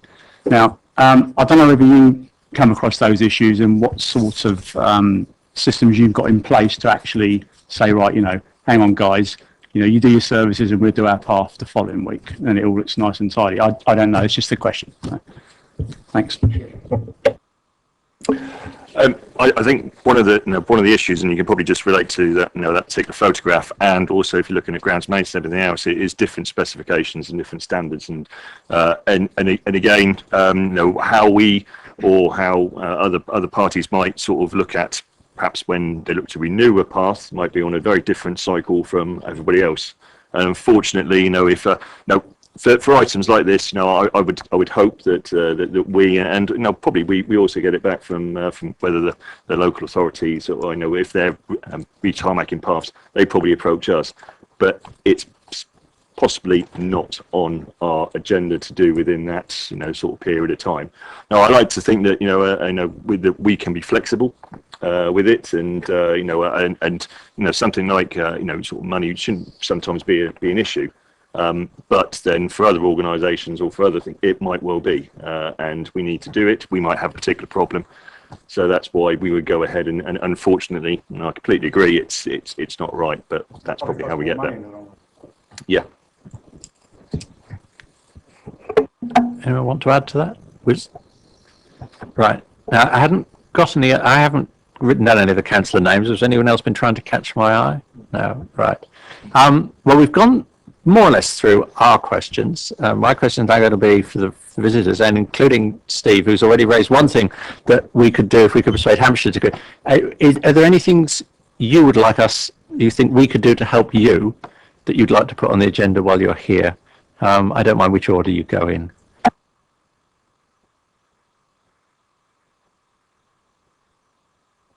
Allowed to, if you can't think of another turn, you get home and say, I wish I'd said that, feel free to email it in, okay, direct to my email address, not through us. There is one issue that I'm starting to see more and more frequently, and it may not be right for this meeting, but you've asked me to ask a question, so already. It's around new developments where we have different ownership of land on a new scheme, particularly where we've got private owners, so we've got a managing agent in place. And what we're finding increasingly is that we have land on a new scheme where some of it will belong to Sentinel, some of it will belong to the borough, and some of it will be owned or looked after by a managing agent. It's difficult for residents to understand because sometimes it's actually quite a small area and you'll have 3 different people. They're usually paying service charges to us. They pay a service charge to the managing agent, and they also have to pay their council tax. People get really frustrated, and sometimes it's just very, very small pieces of land. And what I'd ask, or at least for me to consider is that when we're given plan permission, when we're looking at adopting highways or adopting pieces of land, is that actually you take a bit of a sense check and think, there's this little square of land here, let's just add it in to somebody else's bit of land so we don't have this sort of patchwork. We've got that from LSVT and we know how many problems it's get. We don't need to keep repeating the mistakes of the past going into the future. I think that's a very good point, and I'm pretty sure that yeah, go on. Chair, this was picked up, there was a motion, I think Councillor Tilbury raised a motion, and I was the lead officer in trying to address it, I think, at this, not in this committee, at another committee. In fact, there's a whole quite lengthy report on it, which is going to Cabinet, I think it is, next week, 27th rings a bell. So, but it's something which we've provided an answer for. There are issues with it. I won't bore you here with those issues. There are a number of issues with it. I would members refer you to a paper which is going to Cabinet next week, which you might want to take a view of on that. Okay, and you can get the Cabinet papers off our website, and so if you've got any further comments, feel free to send them in once you see the paper. Luke. Not so much a question, but just a comment really to say that, if you are finding it frustrating, if you're not able to contact the right people within our organisations, if you are running up against, please let me know, because sometimes when people contact me and let me know, it's the first time that we see that, because these interactions are happening all day, every day. And if there are blockages, if there are things like maps not being, just small things to big things around garage painting, please contact me, let me know, because it's an insight, and then we can ensure that something is done about them. So don't feel bashful about emailing me directly. Excellent, thank you very much. Steve, anything else you wanted to put on our wish list? No, I don't think. I think the only thing we probably haven't touched on quite enough this evening is the problem with the bigger problem of areas where we just either don't know the owners, or we do know the owners and we lost contact with them 30 years ago when maybe they're into liquidation, etc., etc. And there are, certainly in Basingstoke, certainly in Tadley, I'm very aware, there are big garage areas that are in states of disrepair. Areas of the town that by default my team are now managing, but it's not really ours to manage. Issues whereby which is an increasing issue of fly tipping on private land, and it makes me very unpopular because I have to say to members, I'm sorry, it's private land, because if I took everything on board that came, then as a team we'd need an awful lot more resources to cope with something because it's on private land. But it's quite how it does come back to how we can track down, how we can make people do things, and quite how we respond to those those situations. Excellent. I think we'll pick that up in the scoping group. It's not, clearly it's not an issue directly of liaison with the housing associations, but this whole exercise is wider than that. So, Councillor Jones. Quick, it's just, sorry, I don't know your name. The point you raised on new developments, I think it's something we should look at in the scoping group, because we've been through it in council, but thinking about it, where we've got these large pieces of land that other organisations are supposed to be looking after, that's another area as a councillor and the public has to go through. So I think we should look at it, particularly we should be passing it on to development control and perhaps the cabinet, how to control it, because it's, to be honest, I don't want to go through the problems, but they're still having problems trying to get hold of OM. I think they might have gone into liquidation now, just to get their work done on that. I think you're talking about the same sort of area. So I think we should be looking at that. I remember it was a very real problem from when I was in Wigglebury, and it was other housing associations who we think owned odd bits of land, and also builders who still own things that they disappeared 30 years ago. So I know it's a real issue. So, Councillor Bierman. Chair, before we leave this paper altogether, can I just touch on the question of water and removal thereof? In two ways. There's formal water courses. I mentioned, and there's a picture here of Petty's Brook in Chinham, but I'm sure what happens there is not particular to Chinham. And Councillor Leeks earlier mentioned that the Environment Agency comes and does a clean once a year. Now, he's obviously very privileged because they don't come once a year to Chinham, and we can't really get anybody to take serious responsibility for the actual watercourse. The land either side, the Basingstoke team do, right up to the edge, and in the case of Petty's Brook, as the picture might illustrate, it's sort of cobbled down the side, so it's actually structured rather than just a loose flowing natural brook, and so the delineation is quite clear. But the sides of the brook are crumbling because of growth coming through and nobody ever maintaining it. And there's even been suggestions there should be working parties from the parish, and then we start getting into insurance issues and all sorts of things like that. The proper maintenance of formal watercourses is important, as is the question of ditches. Now, we've got all these new developments going on all over the borough. Very often they straddle or fill in ditches that have been there for hundreds of years, and if the developer doesn't do it, the residents do it, because they say, that's very nice, I could do with that extra metre of land or a metre and a half, I'll just flatten it because really it's not doing anything.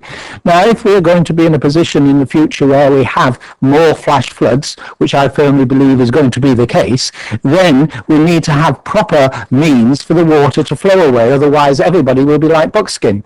And of course, a lot of people would like to be like buckskin in a lot of ways, but not underwater. And I think the importance of maintaining ditches is massively important, and it's something that we, and also the county, I think this is very much a county issue in particular, are not doing well enough, and I think that's something that we should put down as a formal and important marker. Yes, I mean, as just members of the scoping group at least know, we've got that on our scoping group action for a point to pick up after this meeting, and we will make sure we do that. So I want now to draw together what I think the points we've picked up from tonight, that the scoping group will do some more work on. Firstly, making sure that all the ownership data, as far as possible, is held electronically, that as far as possible and as quickly as possible, we all have access to the totality of ownership, including Hampshire, and that as soon as possible thereafter, it's made publicly available, and the parish council's included in that. So I think it's very clear what we want to achieve, and we will, within the scoping group, have more discussions with the relevant people to how quickly we can get there.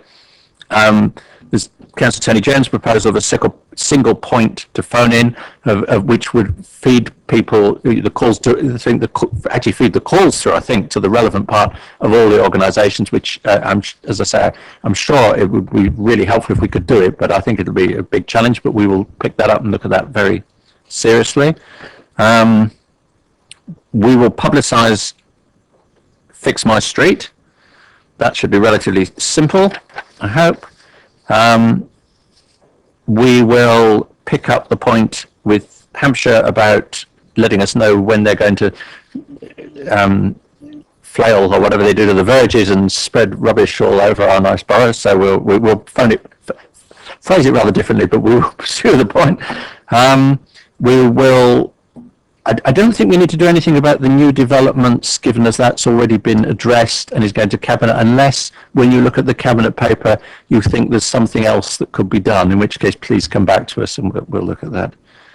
And we will pick up this issue of land which isn't owned by any of us, or is owned by, owned by somebody who's long disappeared and things like that. So not private residence land, that's a slightly different issue, but land that's owned by builders or other housing associations that may have merged 2 or 3 times and nobody knows who it really belongs to now. So I think that was the main things we discussed, and that the scoping group needs to pick up. Anything I've missed? We checked, but Councillor Bierman touched on it there, whether there were occasions where working groups of volunteers or funded partly by the residents could solve some of the problems that weren't addressed by any other formal function. Yeah, I think that's a good point. I mean, I do remember, again, I miss Wimbledon. But it's in good hands these days. But we used to have working parties that ran the Winkleby Ring, clearing all the rubbish out, and I know the equipment and I think the insurance was provided, and probably even the refreshments were provided by the council, but the work was done by the residents. So yeah, we will look back at what happened to all those schemes and maybe see what the options are. We'll put that back on it. I mean, maybe they're all happening and I just don't know about them, but we'll certainly. Are you coming in again? Only if we are at the end to say thank you for giving us this opportunity to address the committee. Thank you very much for coming. A voice from my left suggested, when we have our scoping group meeting, might you want to come and join us and discuss it? Would you like an invite at least? Okay, well, unless the scoping group members object to that, we will let you have an invite to when we're having our scoping group meeting. Yeah, Councillor Band? Could you invite Affinity and Sutton, please, as well, then? We will invite Hampshire. We are very well aware that we decided we'd start with the easy, friendly housing associations and then consider how we extend it to others who, being based a lot further away, to be honest, are more difficult to deal with. So, yes, we will make sure that we think about what we do about the other housing associations with significant numbers of dwellings in the borough. Chairman, as it's a lot of this has been, I know it's the town as well, but a lot of it's obviously the parishes. Could you even consider a representative from the parishes? It's going to be, yes, I meant everyone who was here tonight will get an invite. That was, yes. Yes. Can I just come in and say that through the PAG we do engage with other housing associations that you have mentioned. So maybe with your permission, I can raise this there and perhaps try to get some support and just raise some awareness. But as you know, because I used to come to the PAC, they didn't turn up hugely regularly. But yes, please raise it through that's the Priority Action Group for those who aren't familiar with. Connected with the Basingstoke Area Strategic Partnership, if that's what it's still called. Okay. So I hope you feel it's been good use of your time. We've certainly been very grateful to have all of our visitors here, and I know you get paid for it, guys, but it's been nice to keep you up late and have your support as well. So thank you very much. And unless anybody wants to disagree, I think we will close that item there, and I'll give people a 5-minute break before we resume. Thank you. Okay.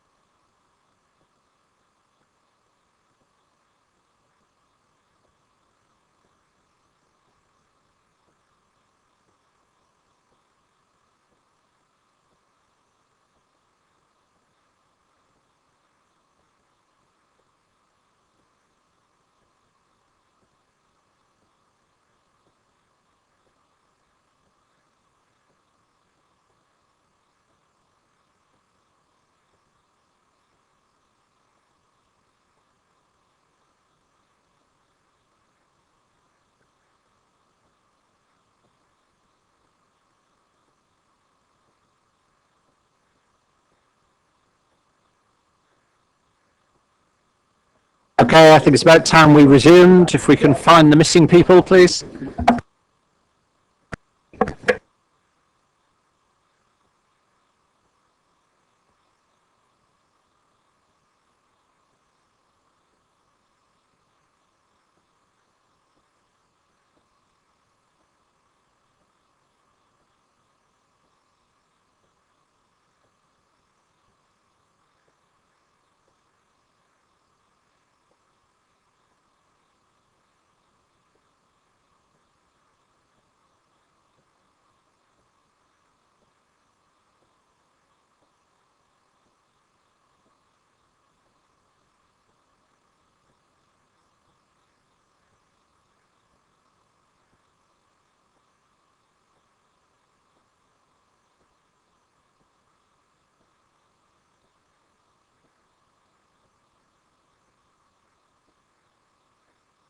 Okay, we will resume.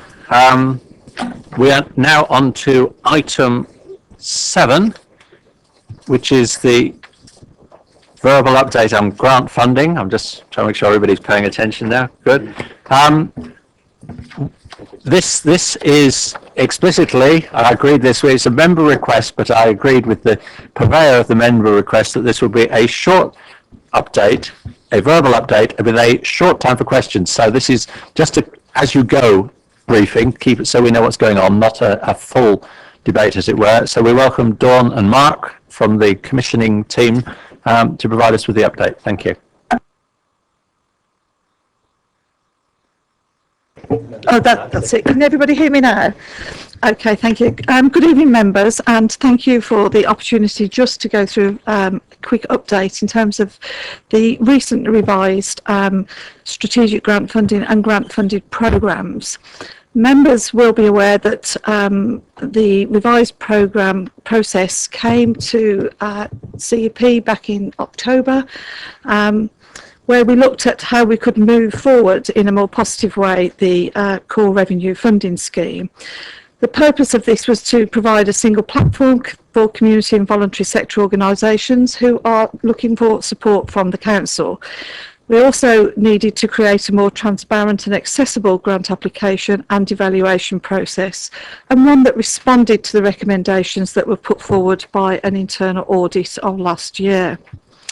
The total available pot for funding in 2015-16 is £2,183,500.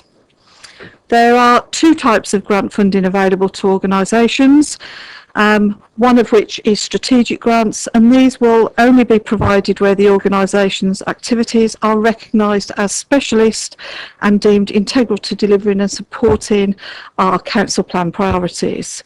This funding will provide core funding to an organisation and will not be targeted at specific programmes of work.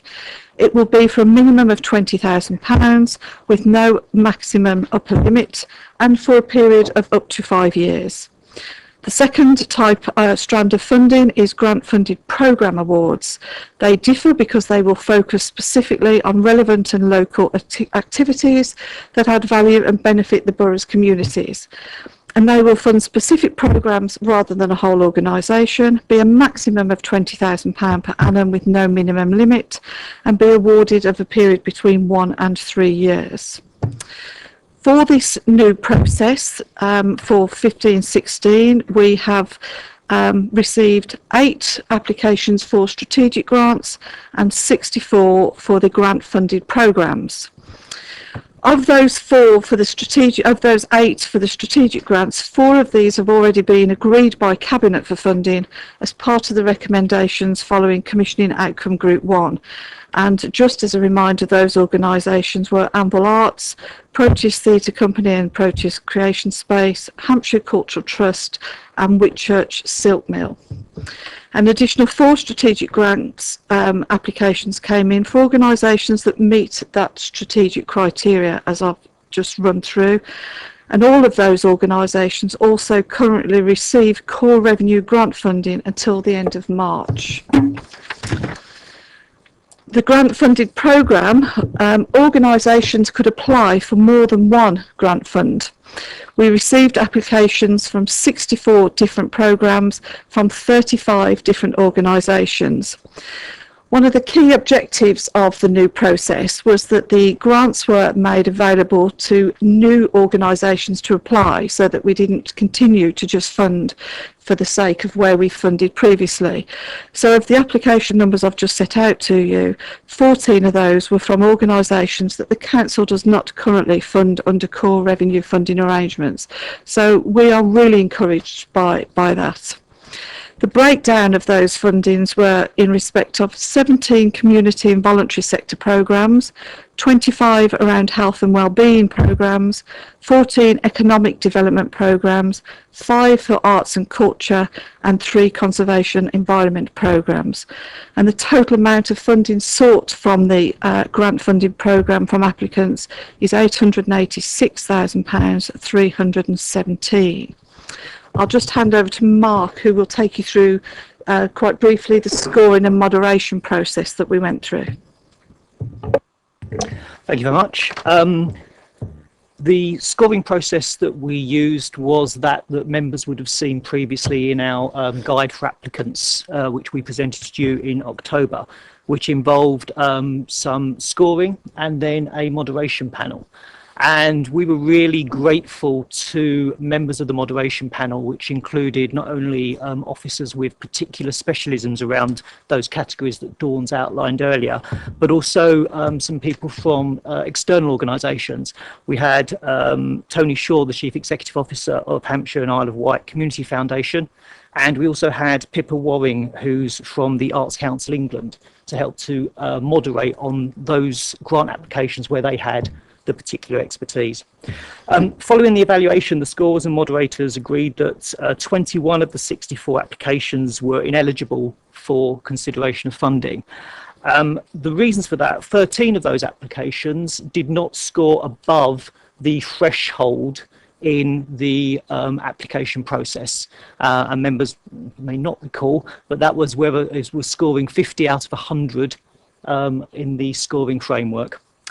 8 applicants the moderation panel deemed were unsuitable due to a range of reasons based on their limited scope of impact, the high cost of delivery per beneficiary of the programmes, the location where they were based, or not having an adequate infrastructure to actually develop to deliver what they were seeking funding for.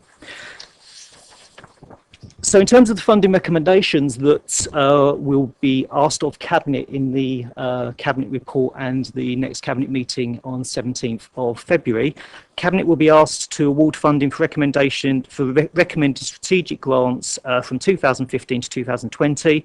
These grants total £1,855,005 in 2015-16, with some grants being reduced in future years across that 5-year period. Cabinet will also be asked to award funding for recommended grant-funded programmes for 2015 to 2018, up to 3 years. These grants total £324,362 in year 2015-16. Most of those grants will then reduce year on year to encourage organisations to work towards financial sustainability. And again, you may recall that one of the criteria we looked at in the application process was to encourage organisations in their planning over their grant application about how they would continue to look at other sources of funding and other ways of being able to be sustainable in the future. And staff in the team will work with all organisations over the period of the grant to help them to access other funding streams and work towards that sustainability.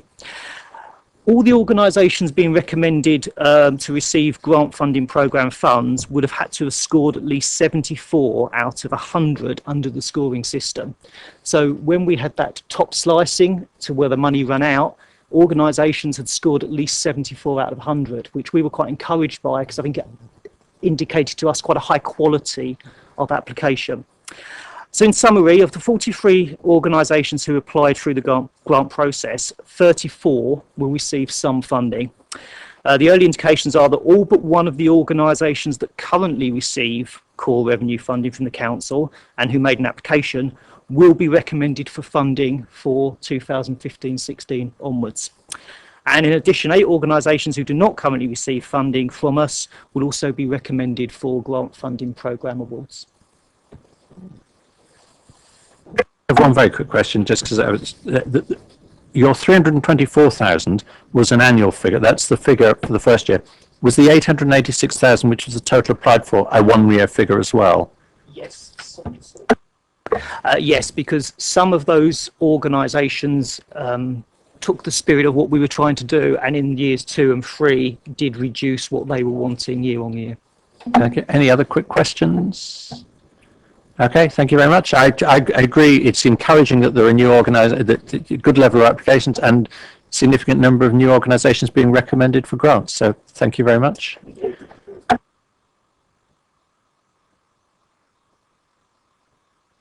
We're now on to item 8, the report on Basingstoke voluntary action. Yes, Councillor Cousin. Thank you, Chair. And apologies to the officer who's come here to present this paper, but I don't believe it should sit with CEP. I think it should sit with Audit and Accounts. I was about to say, I have been told that a number of members around the committee feel that it should go to Audit and Accounts, and if that's the general feeling, we will just agree that. What I don't want to do is have a debate here and then have the same debate at Audit and Accounts. I think that would be silly. But in point of the officer, he is also here for the next item. Else we would have done this right at the start of the meeting, so we didn't keep him hanging around. Yes, Councillor Bill. I thoroughly endorse what Councillor Cousins just said. I would also like to say that, okay, I'm no accounts expert, but I think that's a very good report that was delivered within this paper. It's very well prepared, the arguments are logical. Most importantly to me, the risks have been identified. And I thought that rounded the report up very nicely. And Councillor Tate. Thank you, Chair. Putting my Audit and Accounts hat on, I'm sure that we can accept it as a piece of work. The one thing that may be helpful to speed it up would be if this committee, as a responsibility for partnerships, expressed a view on BVA as to this committee's view of wanting to make this happen. I think that would be difficult without a debate, to be honest. On timing, we are assuming. Well, I'm told that your next meeting is in about 10 days' time, and the agenda's fixed tomorrow, so that if we don't do this tonight, it can go on that agenda. That's fine, because it needs to go on an agenda quickly for this fiscal year. So if that's going to be done tomorrow, then we can get it on. Okay. I don't think there's any doubt that we regard BVA as a very important organisation that we want to support, if that's the question. They were one of our key partners, but we don't want to get into the finances, I think, is the answer. Excellent. Okay. Right. We're on to item 9, the Green Investment Fund. We welcome Councillor Eachus, we've got your right name there, which is very good. This is good. It's portfolio holder. And Mark Lambert and Philip Hood, who are here to present. So, sorry, we've just got an extra name there. It's just confusing. It could just be Dawn. Fine. Okay, so over to whichever of you is going to begin. Thank you, Chair.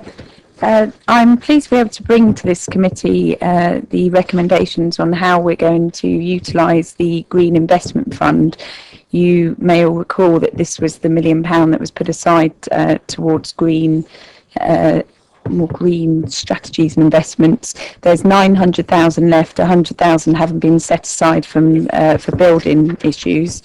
So this paper recommends that we set up a revolving loan fund for community-based projects. We have low-cost loans for householders in the borough and grants for householders in the borough.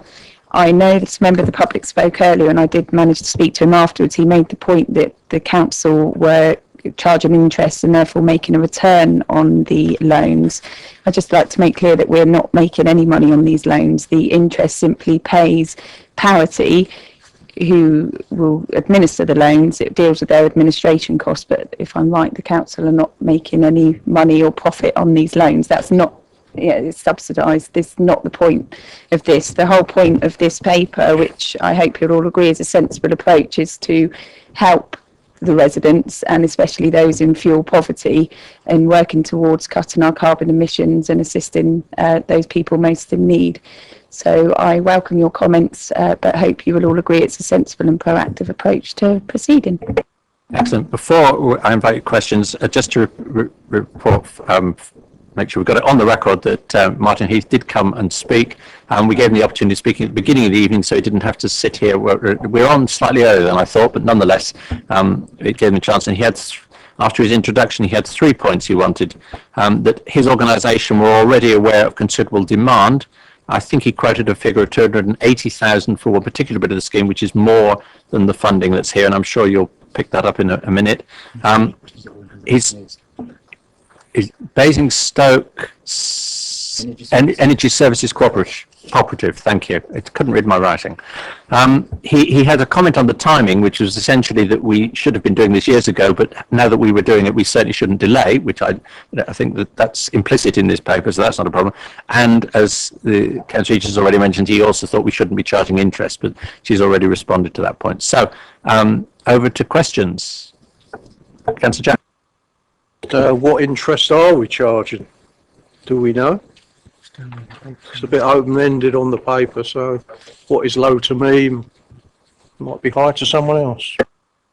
To answer that, Chair, the rate of interest that we charge to individuals is 5.49%. The normal rate that's in paragraph 5.1, the normal rate that Parity would charge is 3% higher than that. So they would normally charge just under 8.5%. But what the council's doing is subsidising it, so we're actually putting money into the scheme by making the rate that the individuals are paying lower. So we're getting the rate reduced to 5.5% by us actually paying Parity some of the cost of the interest. So none of the interest comes to us, it all goes to Parity. And that effectively pays for their costs of administering the scheme and going to visit the people and doing their assessments, that sort of thing.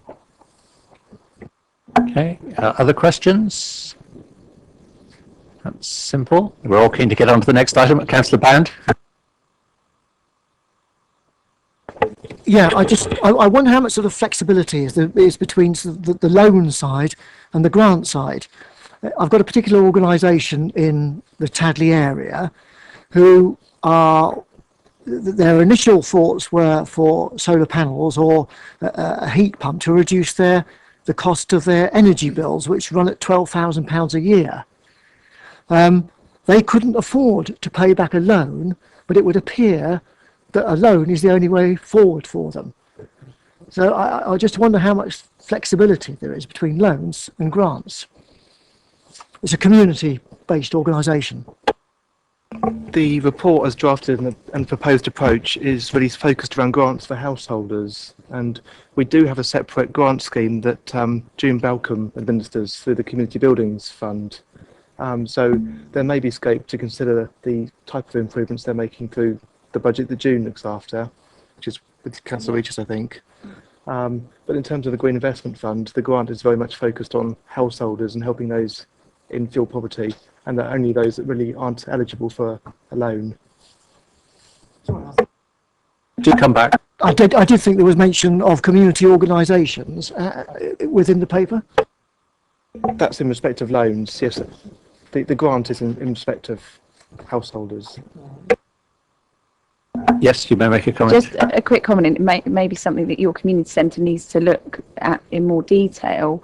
When Mark and I sat down and discussed this with Martin Heath, I think with his transition network hat on and the co-op hat, because he does run a business that installs solar panels, he was quite quick to flag up that if these community centres get a grant for solar panels, they're not then entitled to the return from the grid.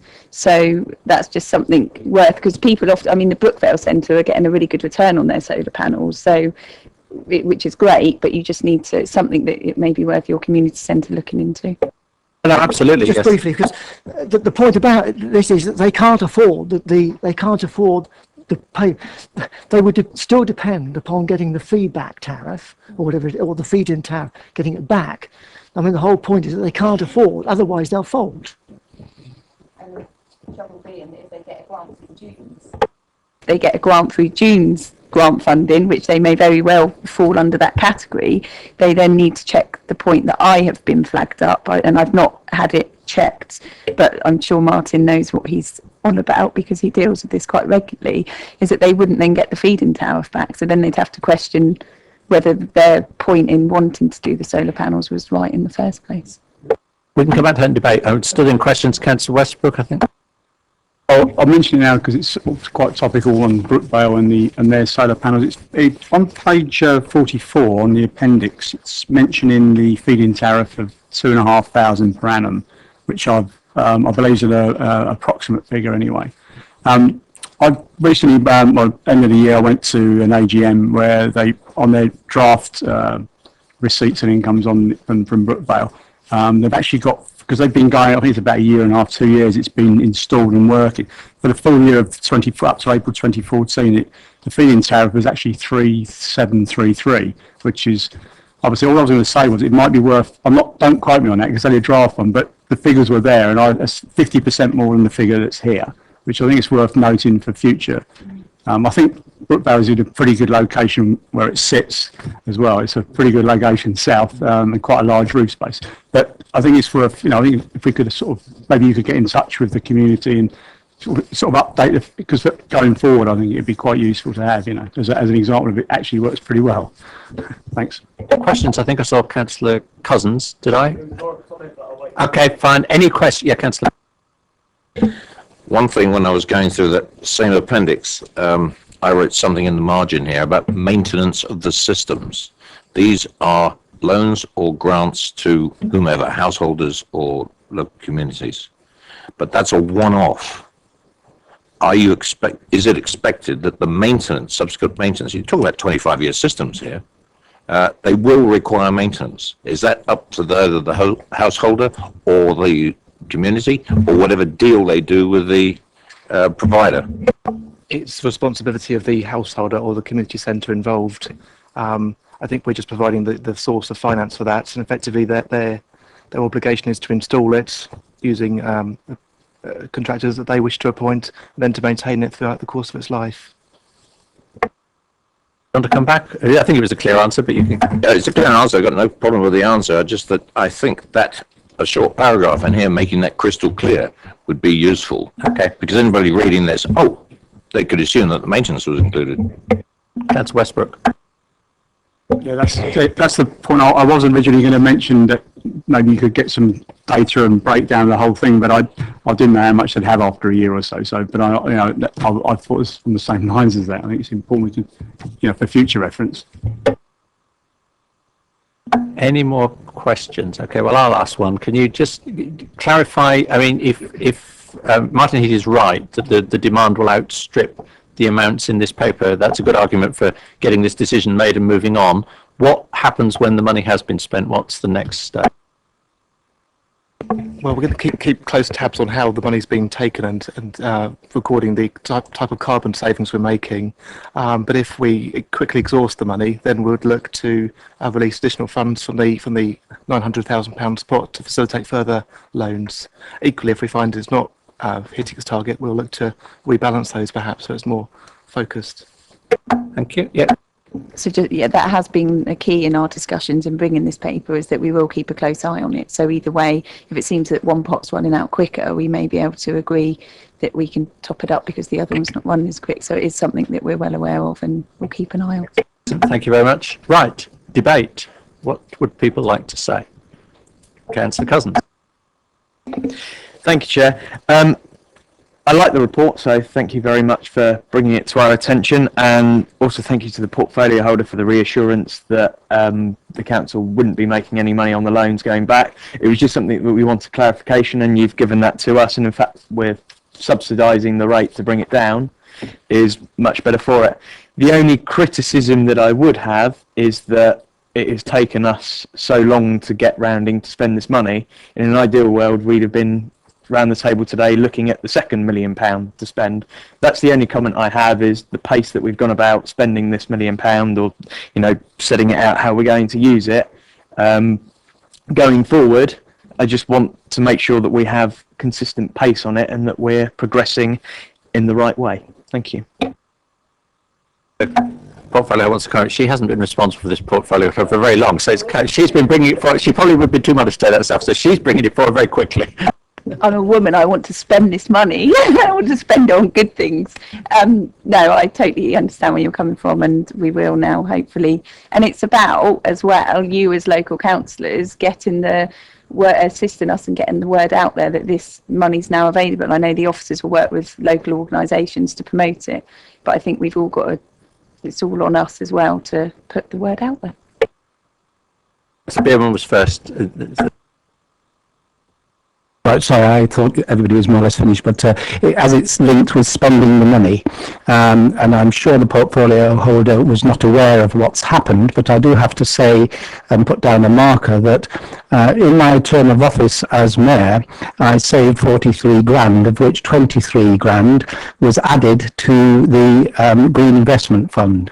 And it was agreed in council by a predecessor of yours that money wouldn't be spent without my engagement and consultation as to how it would be spent, and apparently it's gone. And I would like somebody to talk to me at some stage about how that money might be reinstated so that the original agreement, no doubt on the webcast, can be fulfilled. And I just put that down as a request since we're talking about how the money should be spent. Thank you. I think the money needs to be recycled, doesn't it?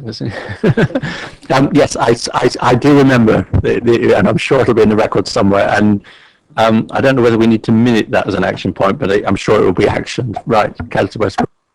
Thanks, Chair. I'd just like to mention to the portfolio holder, you say about councillors being involved in to help with community projects. I was pleased to read in here that, you know, there's thoughts of putting solar panels on this building subject to roof repairs or future roof work. So, I mean,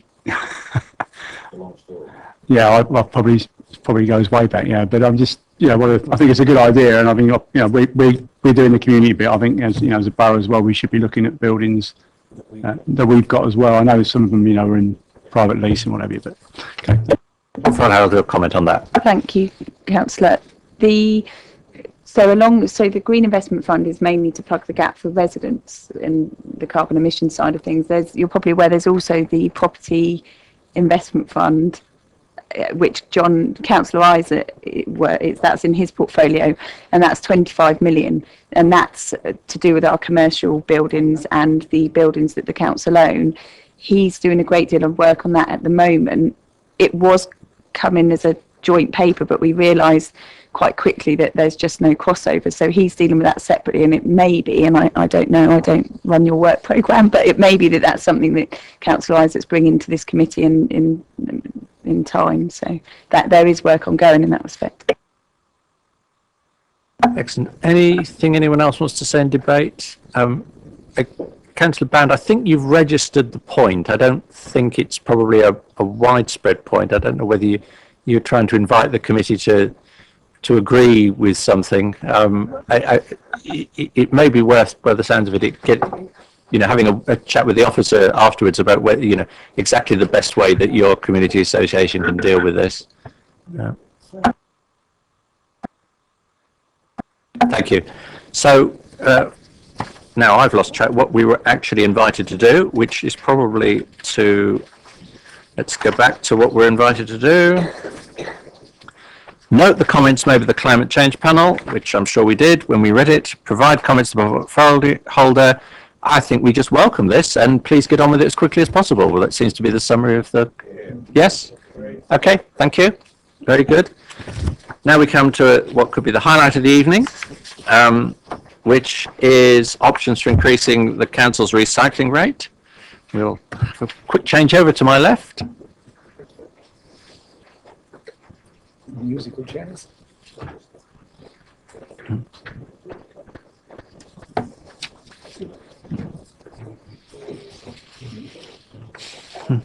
Michael, talk with Brookvale. We've got a really good scheme. Right. Okay, so we welcome our two officers. I'm afraid we don't seem to have nameplates for you, but this is John Elson and Sarah Robinson, who are employed by Heart to look after waste and recycling for all of us.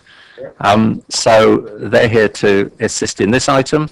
And I think, Portfolio Holder, you're going to start again? Yeah, just before we start, we do have an amendment that because we'd admitted to put into the policy for the section 46 notice that before we refuse to collect their bin on the second time, we have to issue them with the section 46 notice. So I'll talk you through that when I introduce the paper. Okay. But if I just pass these round and you take one each, the Okay, writing in red is the amendment.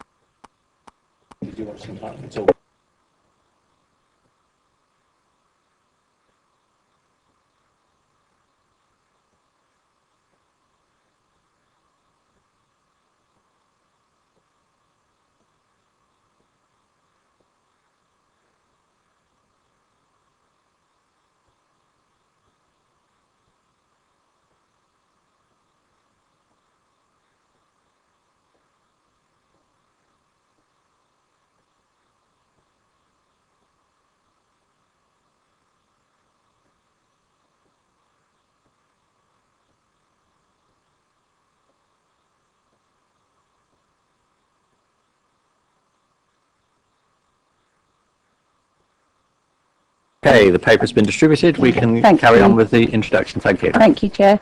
So I'd like to introduce this paper and seek the views of this committee on recommendations for certain things to try and increase the borough's recycling rate. Just by way of background, it's widely publicised that the borough does have a low recycling rate, currently around 25%, but I would like to make a number of points on that. We cannot keep just chasing figures, and we cannot just keep taking this figure at face value. One of the first things we all need to understand, and I'm sure you do, is that Basingstoke and Deane incinerate waste. So none of our waste goes to landfill, which incineration in itself is a form of recycling as it generates energy. So we're not using up land for landfill. It's a friendly way of disposing waste in the incinerator. We have the lowest contamination rate in Hampshire for when it comes to recycling. So when we do talk to our residents about recycling, they do very well. We also have the fact that we've got a household waste recycling centre, and I'm sure if any of you have ever visited there, when you go there, their figures for recycling are up on the board, and they're always in excess of 80%. We cannot put those figures into our recycling rate, even though it's our residents of Basingstoke and Deane that are using that. That's because it's run by Hampshire and we're a separate authority, so that also needs to be taken into account. We have a number of residents that tell me that they compost their garden waste at home, and again, that's not taken into account. So all of these things we have to bear in mind when just taking a figure at 25%. But all that said, I do appreciate that we need to increase recycling. It's a duty of all our residents to assist us in doing that. And I'm hoping that the recommendations in this paper go some way to dealing with that. So the first recommendation is that the garden waste is banned from the residual waste bins, and that will be from effect of the 1st of April. And that also all recyclable materials are banned from the residual waste bins from the 1st of April. And that those are enforced in accordance with the policies that are attached to the appendix of the paper. So the document I've just handed out is the only amendment is that before we then, on the second time, instead of just having a sticker on their bin, the resident will be spoken to, and we're encouraging face-to-face meetings. And if it still looks like we can't work with that resident and they're not going to recycle, then we will serve them with what's called a section 46 notice, which will then allow us to refuse to collect their bin the third time.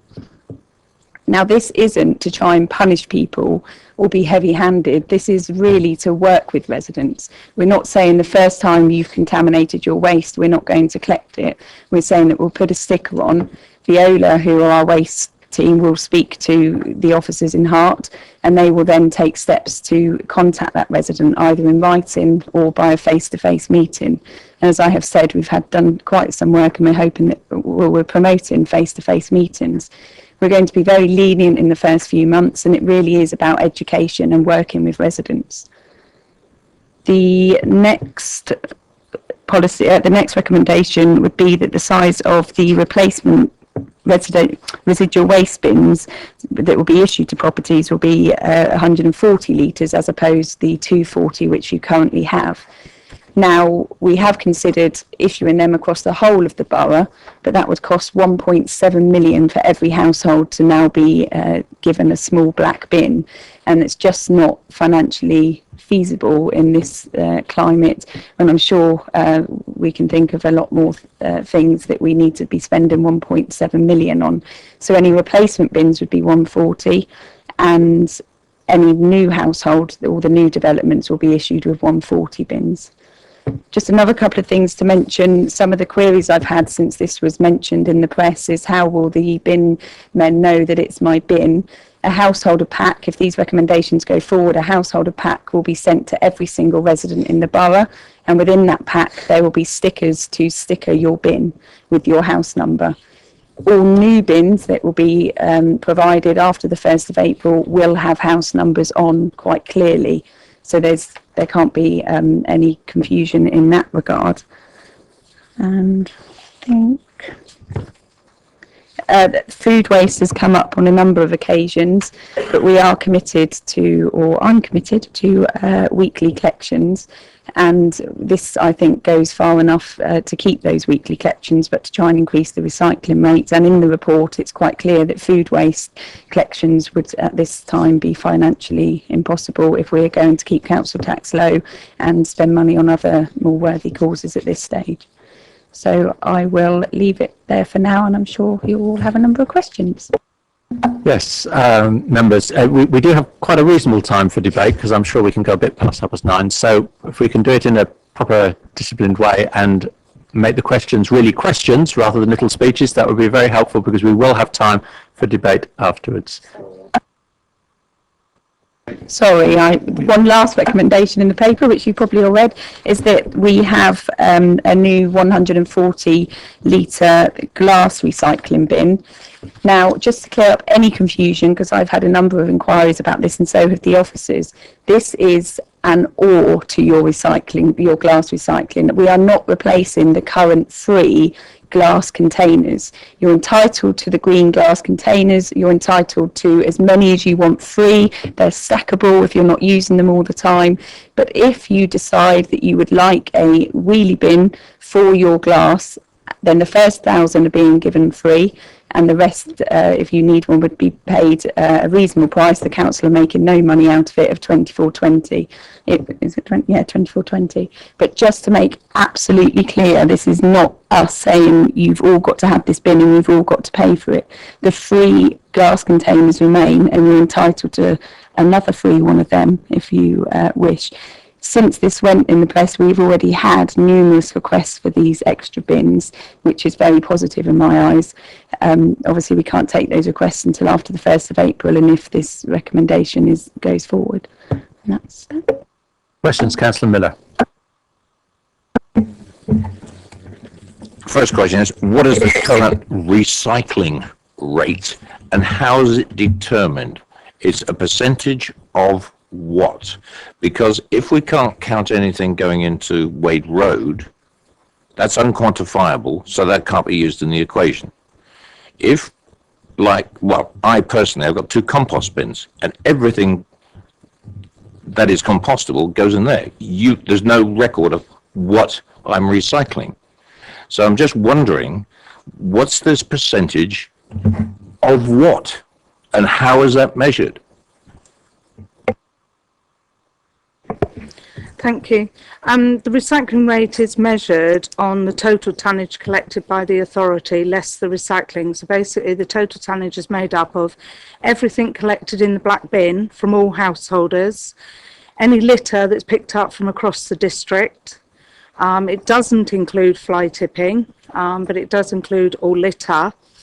That is then totaled up. You then look at how much is recycled through the green bins, through the bring bank systems, and also through the glass bins, and then it's worked out as a percentage of your total tonnage.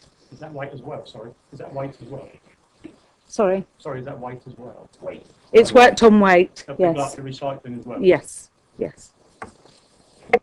Councillor Miller, quick supplementary. A supplementary comment. I've got a feeling that's flawed.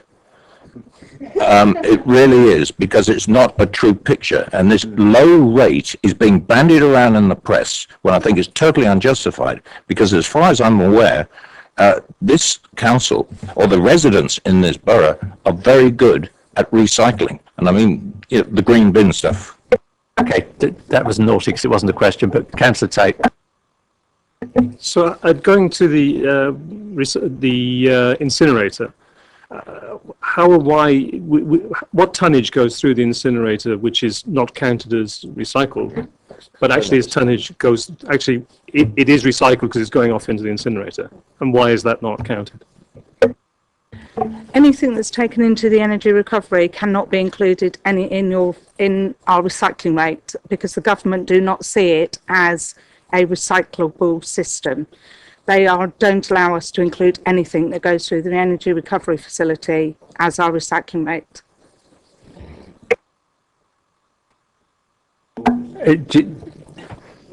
If the supplementary is why, she can't answer it, I think. It's a legal requirement. Councillor Cousins. Yeah, it will be questions, Chair, no problem. Just to clarify on that, that is the calculation that's used for every single council up and down the country. I'm getting nods, so thank you for that. So, the main questions that have come to me from residents, let's start with number one. How will the bins be inspected? Will bags be split in order to check what is contaminated and not contaminated?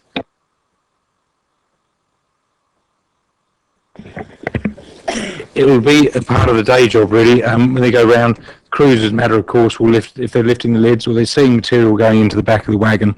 If they see a large quantity of recycled material going in there, whether it's the glass bottles or cardboard or whatever, then they will make a note of that. They could leave a hanger on that occasion. We won't, if you're thinking of the idea of bin police or anything like that, we're not going to have people going out lifting lids, checking ahead of the crews. It's something that they will do as part of their normal daily work. You said sort of big item, or sort of big elements of recyclable waste going in. So to that, am I to guess that small amounts will be allowed in the black bin? I think the key to anything like this is adopting a reasonable approach, and that's something that I know everybody's going to be keen that we do. So if the crew see a glass bottle in there, they're not going to take much notice of that. It's when we're looking at large quantities, and we are aware that there's a number of residents out there who don't recycle at all. So you get all the glass material, all the cardboard going into the residual waste. I'm assuming you had more than one question, and you'll just keep going and tell me when you've finished. But if you want to mix it up, Chair, I'm more than happy to take a sit back and let other members go. You're behaving yourself. If you want to do 2 or 3 questions, go for it. Well, I've got 2 pages worth of questions, so that's why I'm prepared to let you going, and I'll tell you when it's time for a change. Okay, Basingstoke and Dean Waste and Recycling Survey 2013. Could you expand on conclusions 2 and 4 and how this paper proposes to tackle those issues, please?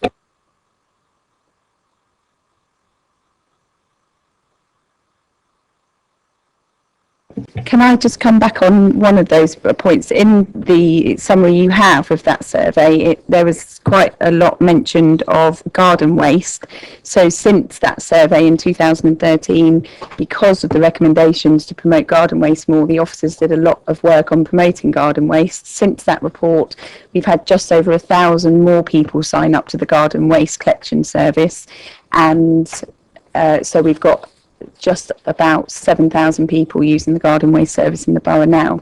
So that was one way we dealt with the survey outcomes, and I'm sure the officers will be able to give you more information.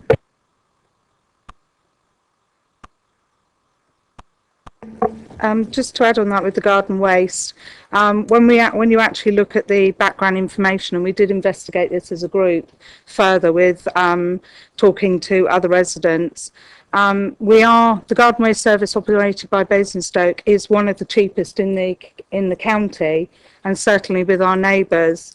Most of the people that had the garden waste actually we found don't have big gardens. They only have very small gardens. So that's where that came from. But we have done a lot of work on the garden waste service to improve the service, reduce the costs. We have a pro rata pricing system now. So if you join in September, you only pay for 3 months, which works out about £5 for 2 bags to be collected every fortnight from September through to December.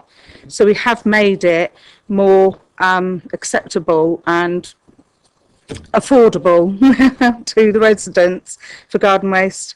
With regards to conclusion 2, since this report, we have improved on the information that we've sent out. There's been a lot more information going out to residents in Basingstoke today. The website has been reviewed and changed. We've also done various articles in parish magazines to improve the information we're getting out there. At the same time, with the outcomes of today's meeting, as Councillor Eachus has already mentioned, we will be sending out a householder pack to promote further what can and can't be recycled. The other thing is with conclusion 2, I mean, that's what this paper's aimed at, is that's what we've been asked to bring. How can we increase the recycling levels? And that's the whole point of this paper. So that's what I'd aim that. Thank you. I had an email from a resident who is an elderly resident, doesn't drive, lives on their own, collects garden waste, doesn't have a compost bin, and can't afford the additional green waste collection bag. They obviously now collect a reasonable amount. They won't be able to put it in the black bin, not that I agree with that in the first place. How is she now going to distribute that waste? Could she take it on the bus? Could she take a cab to the tip? This is the question that I've been asked. You say she's not got a composter, so there's the options for composting. Composters can be bought relatively cheaply from the borough. I think they're £15, are they? Or if she's in a community where she gets on with her neighbours, there's always the chance to share the garden waste services to rubbish bags, so she could share those with her neighbours if it's done pro rata, because she finds that she uses the garden waste more at a certain time of the year. Then, as Sarah's just stated, you can do it pro rata at quite a competitive, affordable price.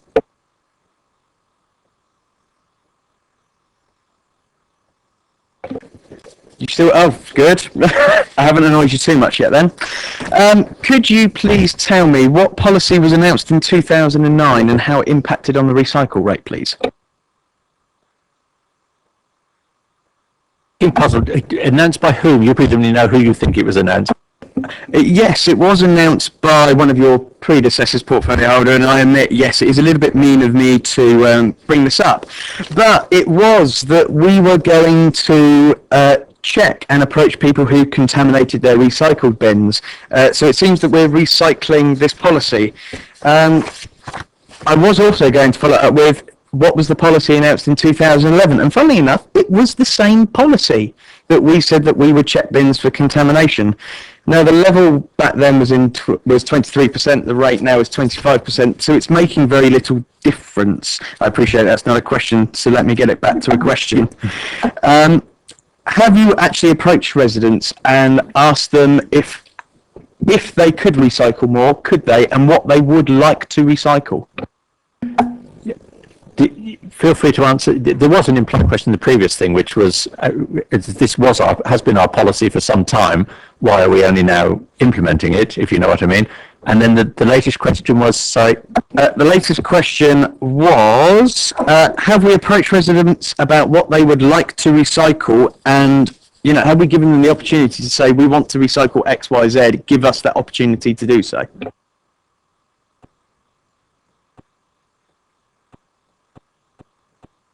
More materialist, Sorry, I just think with just clarification on the policies there, I think you were referring there to the contamination of the recycling, which is a policy that was agreed back in 2009, and that's something we've been applying ever since. This is about contamination of the residual waste, so it's slightly different.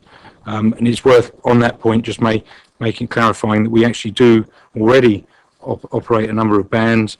So if anybody contaminates the recycling bins, basically putting their residual waste into the recycling, we won't pick that up. Also, following the introduction of the glass collections, we banned glass from the residual waste. So we already don't pick those up. So I think the point you're making there is, why aren't we applying them? We are applying them. They are different policies, and they have been effective so far. The other point there, I suppose, is to say that as a result of that, I think we have one of the lowest contamination rates in Hampshire. Yeah.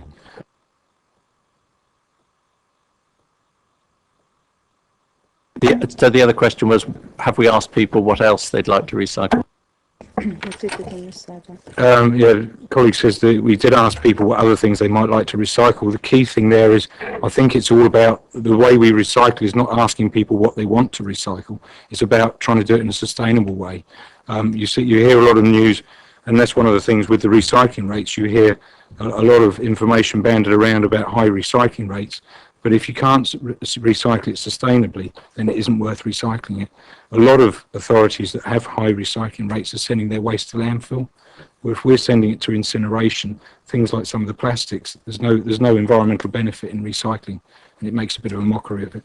So I'm sure we could ask people what they'd like to recycle, and they'd probably tell us yogurt pots and plastics and bits and pieces like that. But actually, it wouldn't be the right thing to do. In curbside, yeah. Okay. Okay, one last question for the moment, and then I'll give some others a go. Actually, Chair, I'm more than happy for you to mix and match it up now. I'm more than happy to come back in a minute. I'd like to hear what other members want to ask. Portfolio wants to say something, and then I've got quite a list. Yeah. Just quickly, because Councillor Cousins at the beginning of his questions made a good comment or wanted to check that all local authorities measure their recycling rates in the same way, and the answer was yes. But what you also have to bear in mind is that some local authorities get to take into account their household waste recycling centre because they're unitary, so they're not split. So yes, it's the same way, but then they get the extra tonnages, which we don't. And they don't incinerate. We do. They go to landfill. Councillor Jones. It's only a quick one. You've answered off. It's about this household pack. Well, here you're saying that there'll be, I assume, paper explaining what can be recycled. And I must admit, I held that portfolio when it first came out, first time round. But the one thing I couldn't achieve, but seems other councils did at the time and since, is to actually put something on the bin to tell people what to do. Is there anything going on in any of the bins? Yes, the householder pack will be a comprehensive pack, and it will be a booklet similar to what we delivered to every resident in October 2011 when the new contract was out. It will give people examples of what can and how we want the recycling presented. At the moment, we do have an issue with people tying it up in plastic bags and putting it in the bin, which obviously then that goes straight to the residue. The pack will also include what we've called a cling, which is not a sticker as such. It is one of these new materials that you can put on it will fix itself to any material. And that means that residents can have it in the house, because we believe the decision on recycling is made in the house before they get to the bin outside. So we also found in the resident survey, one of the main issues that came out of that, residents didn't like things being stuck on their bins. So that's why we've gone for the alternative from a sticker to the cling, which they can put anywhere in the household. But that will be included in the pack. But there will also be a list of what can and can't, so they can obviously take that out of the booklet as well. Well, it's funny, my experience has been the reverse. People do want stuff on their bins because it's not always my wife that recycles. It's sometimes Joe Bloggins here, who's pretty useless, I will say that. And if I stick it in the wrong bin, I'm obviously going to get one of your red stickers, I should imagine. So I think there should be a little bit more work done on that area of how we get people to know what to recycle. You've talked about yogurt pots and things like that. You know, people travel in this day and age, go to different councils, and yes, I do accept what you're saying. Some of them, they can't get rid of the recycled stuff. I'm aware of that. But it can't be everywhere that they do this and people understand what they're recycling. I don't think a lot of people understand about recycling in general terms. We can come back to that to debate. Councillor Tate. Oh, thank you, Chair. Just a couple of quick questions. Regarding the collection of bins, identification of whether there's been contamination, certainly when I've seen the lads out working, the speed with which they're moving is pretty incredible, quite honestly, and there's not a lot of time when they're looking. It's a job they'd have to do each individual time, which I wonder if that's really feasible and be done accurately. And then it goes straight into the truck, and that's often gone, so you can't identify it then. So that's one question. Is it really feasible that they can do that? And secondly, you mentioned about the bins needing to be identified, because if you want to question somebody as to what they put in, you have to identify that that was their bin in the first place. So you're going to have some way of identifying them with a sticker with a number, you said, I think. Bearing in mind also that the sticker needs to have space enough for people's house names, because certainly in my ward there's a lot of house names and not that many numbers. So that's the second thing. Can that be done accurately? And then the third point of that is, if you are criticising somebody for contaminating their bin, how are you going to provide evidence if they say, well, no, it wasn't me, or it's not my bin, so that and then what appeal is there against the issue that, well, it wasn't me, it was somebody else?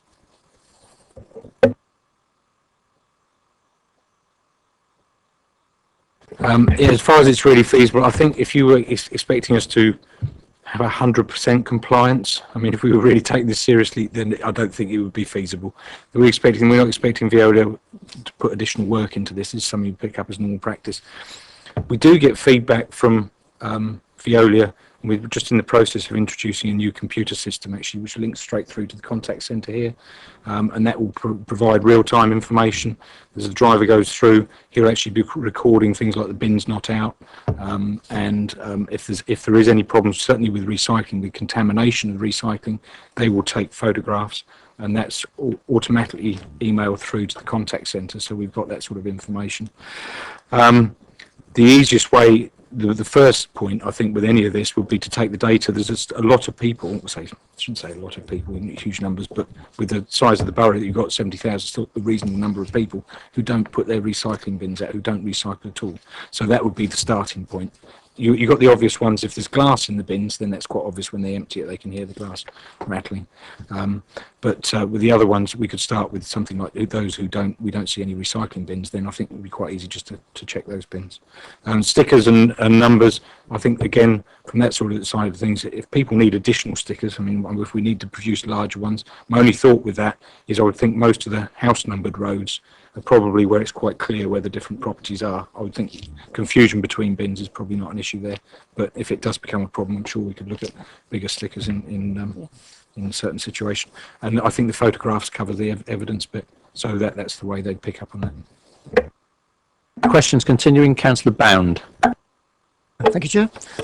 On this question of food waste collections, when I go down to Devon, I have to recycle my glass, I have to recycle food waste, and I have to recycle sort of general waste. So it is done. How much investigation have you done, actually, of other authorities and their collection of food waste, and how it could be used, for instance, anaerobic digesters and that sort of thing to create electricity? Yeah, we've looked at, there's all sorts of things we have looked. The colleague here actually knows we were looking for something, I can't remember the reason, but we actually were looking at Devon the other day as an example of what they did do. All their waste at the moment goes to landfill. So there's a very big difference, as I think mentioned already. If you're collecting food waste separately, and you're taking it for anaerobic digestion, I'm still not 100% convinced with the end source and where that product goes to. I think there's a lot of work needs to be done on that. But if you're going through all that and the alternative is incineration, and actually it's not just incineration, but it's energy recovery, so you're burning that waste and generating power from that waste, then actually that's a far more sustainable way of dealing with it. So I think that's the point we were making earlier about when you compare recycling figures from different authorities, you've got to be careful, because if the end product is landfill, then yes, it probably is better to take the food waste out of the waste stream and recycle it. Yeah, I just mentioned Devon just because it happens to be where I go on holiday. I actually asked how much investigation have you done of other authorities in this respect? been doing the legwork. Yeah, we've been reviewing, I would say, every council that does food waste. We've also had RAP, who are a government body that actually do research on food waste and other items. We actually worked with them and did a full research looking at food waste for Basingstoke and Dean. With weekly collections, food waste is not viable because people will still choose to put it in their black bin. They won't choose to separate it out. The black bin would need to go to, dare I mention it, fortnightly collections before you could introduce food waste, because people just won't bother doing it. We have one council, obviously, in Hampshire that does it, which is Eastleigh. In the early stages of their project, it was very, very high participation rate. The participation rate has dropped and is only about 20% of their borough now. But the one thing that the food waste introduction of the service did do in their favour was that it obviously encouraged people to actually look at what they were throwing away. They therefore reduced what they were buying overall, which then had an effect on making the food waste collection viable. Because now they're only collecting about 20%. We also do have, unfortunately, a lack of anaerobic digesters in the county at the moment. I know we've got one just outside of Basingstoke, which in actual fact Eastleigh are feeding into as a trial to see if it is feasible. But unfortunately at the moment we don't have the quantity of anaerobic digesters to feed all the food waste in. But as John has already mentioned, taking it, in our case in Hampshire, taking it to energy recovery is the best option for us at the present time because of sustainability and the economic of introducing a further collection system with new vehicles. Councillor West. And just to add to what Sarah's just said, although Eastleigh are taken to the anaerobic digester just outside near Dummer, because they're having to pay the disposal cost of that, so that's around £65,000 per annum. So that's another cost to the council. Right, I'm hoping to conclude questions. Well, I was hoping to conclude them at 12:30, so but I can see several more now. So, but we must leave some time for debate. Councillor Westbrook. Thanks, Chair. I've got quite a few elderly residents who, I mean, they know that it's the responsibility of the borough to collect waste, and it has been for a number of years. They don't always have large amounts. You mentioned about a reasonable approach. I mean, I've got some residents that actually do little bits of gardening, which actually belong to the borough to keep it tidy. So they're putting it into the bin.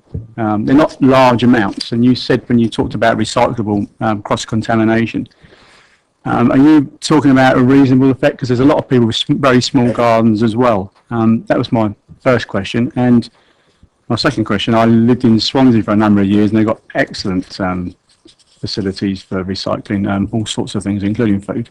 But one of the things I did notice, which I downloaded from the App Store, I think it is, or one of those types of things, they've got an excellent app called Connect Swansea. I think it's through iTunes and through Google. I've got it on my phone if anyone would like to have a look at it. It's pretty simple. You put your postcode in, your address. It comes up, tells you when your next delivery is. You can press the button for whichever type of waste it is. It tells you exactly what you can and can't do. And to me, I think that's an excellent idea for, I mean, obviously they do paper laminated ones as well, but I think it's pretty simple. And I think, as you say, indoors or outdoors, I think that'd be pretty good. Yeah, it wasn't really a question, but yes. The answer is, I also think it's a great idea, and it's work that's ongoing and looking at an app being brought out in Basingstoke and Dean. So, no, we've had, yeah, so it is, I can assure you it's ongoing work, and hopefully if it's cost effective and it can work, then it's something that I totally agree with and are hoping to introduce. Right, now, next on my list I've got Councillor Mrs Tucker, who wanted a question asked. Sorry she couldn't be with us, but on behalf of one of her residents, or sorry, strictly one of her residents, a resident of Tadley, who wants to know why we're charging for garden waste when West Berkshire, which are a few hundred yards away, aren't charging for theirs. Policy decision, and I'm sure our council tax is much lower than West Berkshire. I've asked the question. Councillor Mrs Court. Thank you. I hadn't intended on asking a question, but one of the answers to a previous question prompted me to ask this. The officer actually answered the question by saying something along the lines of, if a green bin isn't left out, then that house is not recycling. Well, I'm going to actually explain my scenario. I was brought up in Germany, and recycling out there has been going on for at least 35 years. So I've been brought up with the way it's done over there, and I've carried it on here. We have hardly any rubbish that goes out. Our garden, we have 3 compost bins. We've got a green Joanna, we've got a green cone. So all our meat bones and everything goes into there. We take all our recycling to the bring banks. So we're only left, some weeks we don't even have any black rubbish. So you could assume that nobody's living there. I think you might be making a mistake by assuming just because people don't put black or green bins out that they're not doing their bit. Which wasn't explicitly a question, but I think the question is, what would you do to make sure that you sorry, I'll lead to that. I suppose with the feedback we get that there's quite a number of people don't put them out, and I accept that actually that's the reality is people feel that they're recycling in other ways and there isn't a need to put those bins out. So I fully accept that. I'd also think that in a lot of cases that there's a reasonable number of people who are just putting all the waste into the residual bin, and we know that from having analysed the stuff that comes out of the residual bin. But I didn't mean to point that in that direction. All I meant it as is it would give us an indicator, and that could be a starting point. So if we were going to say the crews are busy, where should we start? I was saying, well, those properties don't put bins out, that might be a starting point. It's not suggesting, right, we can't come and put hangers on your bins because you haven't put your recycling bin out. It's just that the crew might take a bit more notice of what's in your black bin. That's all. Time is marching on, and we need to, I'm coming back to you in the next. I knew that, and I was about to come back to you for that, but it is 9:30, so we need to agree to continue. We need to decide whether we're going to continue, and I do think we need to have some debate on this. Can I invite you to agree, because there are items after this, but they should be fairly short, that we will continue to 1:15 if necessary, and no longer? Yep. Okay, fine. Good. Now, Councillor Westbrook realised rather later than I did that because he made a speech after his question, he didn't answer his question. So please, very briefly, what was it? Just, do you remember what his question was? Yeah, they remember what your question was. Yeah. So, like I say, this is about working with residents, and we're going to be flexible with small amounts, but I would like to encourage people to recycle, and like I said to Councillor Cousins earlier, if there are ways that they can club together with neighbours and compost, then we can talk to them about that. But like I say, it's small amounts. This is about the persistent offenders who black bin everything and don't help us in any way. And yeah, it's about being flexible in the beginning. And again, I repeat that we're trying to work with residents, writing letters and encouraging these face-to-face meetings. Okay, Councillor Taylor. So I've got 2 points. Firstly, the chance of an extra bin, and in your paper you say that the waste recycling officer will visit. Now it's for medical reasons or the children in the family and they need an extra bin. Now one of the questions is in the part it comes across that a waste recycling officer will come round to advise on the waste minimisation. If someone's got an elderly relative who's on medication and he needs treating all the time, have they really got time for the council to come round and show them what they're doing right and what they're doing wrong before they can get a bin, an extra bin? And also, it says about the time period. What is the time period for an extra bin? Thank you. I fully understand what you're saying. With medical reasons, that we send out a form. The initial process is there is a standard form. We operate this process at the moment. So we're operating that at the moment with 2 40-litre bins. This is just, yeah, and we do that at the moment. But what we do is the first protocol is we send an application form to them to apply for a large bin. If it's medical reasons, then it's highly unlikely we would visit them. What we're talking about is we've got residents that have got 2 or 3 people in the house that at one time had 3 or 4 black bins.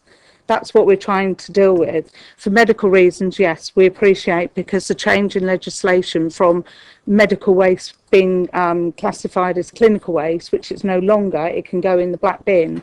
We do appreciate that people do need second bins, and we do, if they put on their medical reason and just give us a quick description, then usually there's nothing else we do. But what we're trying to target with this is stopping people having more than one bin and producing a lot of waste that are literally, just as I say, 2 or 3 people in a house. That's who we're targeting. We operate the policy at the moment and it works very well. And we do have a lot of people that are, for clinical reasons, medical reasons, they have extra bins. So. How long is the time period? For an extra bin, usually it's about 3 or 4 days. They send the application. Sometimes we can fill the application in with them over the phone and the bin is delivered straight away. I will say most families of that meet this policy within the borough already have those bins, because, as I say, it's a policy we've been operating since 2011. Okay. Sorry. Yep. Try again. What I'm trying to say, because it says here that the waste recycling officer will come and visit, say you can have an extra bin, and then at the end of that period, they'll relook at your situation. How long is that period for? Sorry, I misunderstood. The period, it stays in place for as long as they remain in the household. We do an annual check by just writing a letter to them saying, have any of your circumstances changed? If not, then we accept that. But it stays for as long as they're in residence and that the children are. So that's why we do an annual check with extra capacity where it's for more people in the household. Obviously, when children come to a certain age, some people leave for college, university, get married or move out. So we just update it at that stage. But we don't go out every year and say, sorry, you're not going to have that anymore. We leave it in place, but just do a written check with them. Okay, thank you. Right, now I have Councillor Bierman for a question, and then if Councillor Cousin could limit himself to 2 key questions, and then if anything else you can probably feed into the debate if you need it to. Thank you, Chair. It was more than one, but they're very brief. First is, if somebody gets a red sticker for misbehaviour, what do we anticipate they do with the rubbish that won't then be collected? Well, it's up to them. They shouldn't contaminate their bins, or they can take it to themselves to the tip, or an officer can speak to them and they can take out the recyclable materials from their black bin, put them in their green bin, and then the bin can be collected. So you're saying we will then give them that advice, because my fear is that it might finish up in a ditch or something else not too far away, particularly if you're at some distance from Wade Road. You're not the people who are doing the contamination in the first place, perhaps not that responsible in what they do with the rubbish. That's the whole point in having the different chances. We're not just saying having a policy that says if your bin's contaminated, we're not collecting it. That's the whole point of having this 3-step approach, and the whole point of encouraging meetings with officers and work. And again, this is about working with the residents, not trying to just say your bin's contaminated, we're not going to collect it, and now we're not going to do anything about it. We are going to work with them, and they're going to have a number of chances to work with us to remedy that. So I guess it's a question of suck it and see as to what happens in the future. Coming back to the bins not out comment, which also excited me. I understand the green bins issue in terms of how you see it, though I think we sometimes look upon full green bins as a good thing, and I look upon nearly empty green bins as the much better thing, because that means that we are either reducing or reusing rather than going to recycling. So I think that's a good thing. But if you're not putting out the black bin, is the reason that you would want to know why the black bin isn't out, so that somebody can't then say, oh, you didn't collect my bin and I'd put it out? Or why would you want to know about the black bin? Right, okay, that's just that good. Well, at first I couldn't see why you would be interested in that. And then lastly, a question that I did think I put to the portfolio holder a little while ago, but again, on the question of reducing waste, which is really where we should be going rather than trying to recycle limitlessly. Why can't one, it seems, have a small green bin? If one's in the situation that the council court is in, why should she be forced to have a large bin if she's hardly popping anything in? Because somebody has put it to me, they wanted a smaller green bin and were told, no, we're not issuing any. Is that incorrect? They can have a smaller green bin. So as long as you're not having a smaller green bin and contaminating your black bin, we're happy to give you a smaller green bin. I'm glad that resident was misinformed and they will be in touch with somebody soon. Who should they approach? Me, and then I can contact the opposite. And we have a number of colleagues at work have contacted me for bigger green bins since seeing the article in the press. So there are smaller bins being collected back that we can give out. So as long as they're not contaminating their black bin, we don't mind. Right, Councillor Cousins, quickly. I'll go for my one question. I looked at the latest report. I've taken out the unitary councils. So my question is, what do the top 10 recycling councils, not including unitary, and the top 10 most improved councils have in common?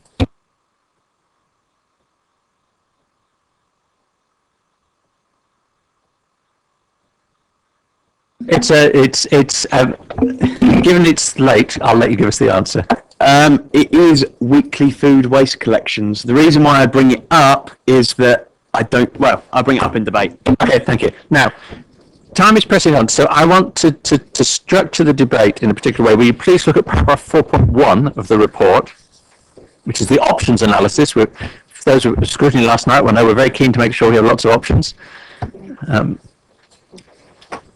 Right, now, the first 4 items in the options analysis are the items that it is proposed that we proceed with and which will be going to Cabinet, I guess, rather than portfolio. Is it a Cabinet decision or a portfolio holder decision we're approaching? Yeah, it goes to Cabinet. Cabinet. So those 4 items, there is a report due to go to the next Cabinet meeting for a decision on those 4 items. So I want to first of all just debate those 4 items, because if we don't debate them tonight, we miss the opportunity.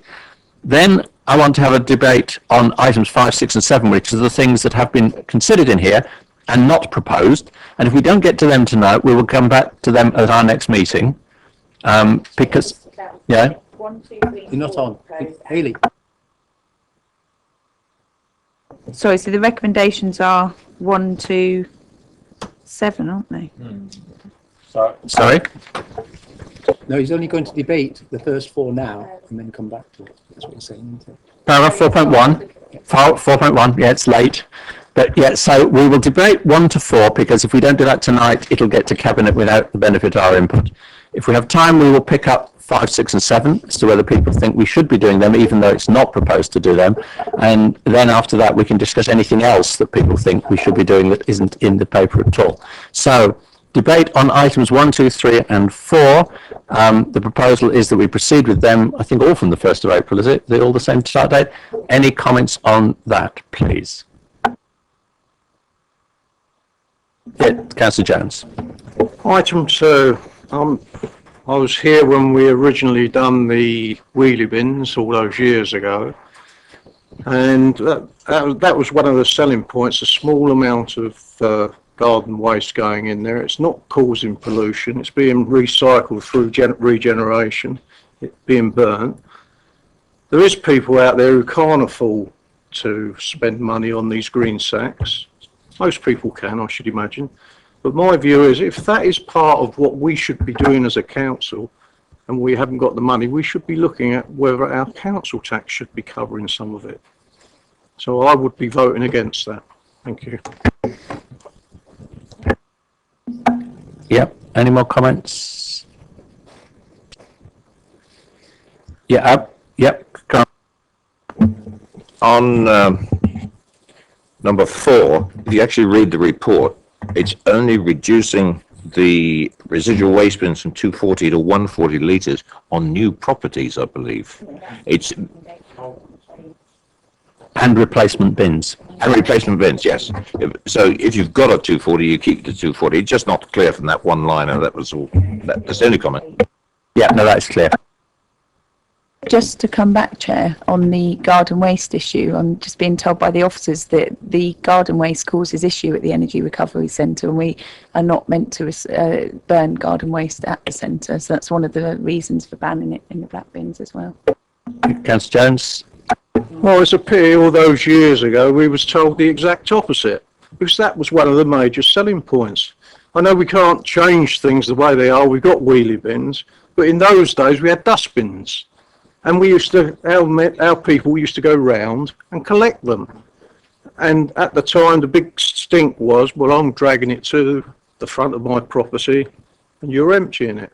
And that the selling point, one of the selling points was, well, you are now allowed to put a small amount of green waste in there. And the incinerator people years ago never complained, and we've built a new one since. The only time they ever complain is when you get bulk green waste. Okay, point registered. Anyone? And we have had a new incinerator built since the last time, don't forget. So it's all been updated, and every other authority in Hampshire do ban the garden waste. Okay, yep, fine, yeah. Anyone other points to debate on those first four? Now, does anyone else want to feel sufficiently strongly about the garden waste that you want to add a comment to the portfolio holder? Councillor Cousins, I saw, and then Councillor. That's more than that.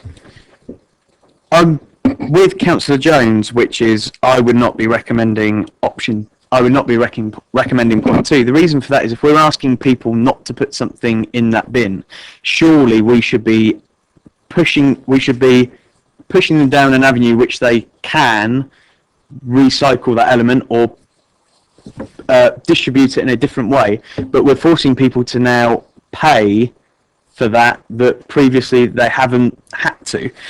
What I want to do is look at option 5 and option 6 as a merger, which is you have a weekly collected compostable bin, which is both food waste and garden waste. It's a sealed container.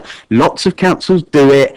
At the very minimum, we should be doing a food waste collection, and we should be inviting Tamar Energy, who run the centre at Dummer, to come and speak to us, tell us what they do, where it goes, what comes in, what comes out, how it benefits us as a council and our community. I know this is a wider point, Chair. I don't know whether you want me to refrain myself for the time being. It's certainly. I think it's clear. I'll hear what Councillor Barron says, and then we'll see how we take. Yeah, I have to agree with Councillor Cousins on this last point I was going to say that. I think we should be much more bold and go for collection of food waste, and also free garden waste collection. If West Berkshire can do it, and I'm not sure that they do charge extra on their council rates, they probably just have different priorities. That might have been a throwaway comment. I think the whole paper is somebody got it. I think the whole paper suggests that, well, we go along more or less as we're doing, with the odd tweak here or there, and we'll up the rates very, very slightly. But I think we should be much, much more bold in what we're doing. Thank you. Can I just clarify? We can check West Berkshire. I'm pretty sure their council tax is higher than ours.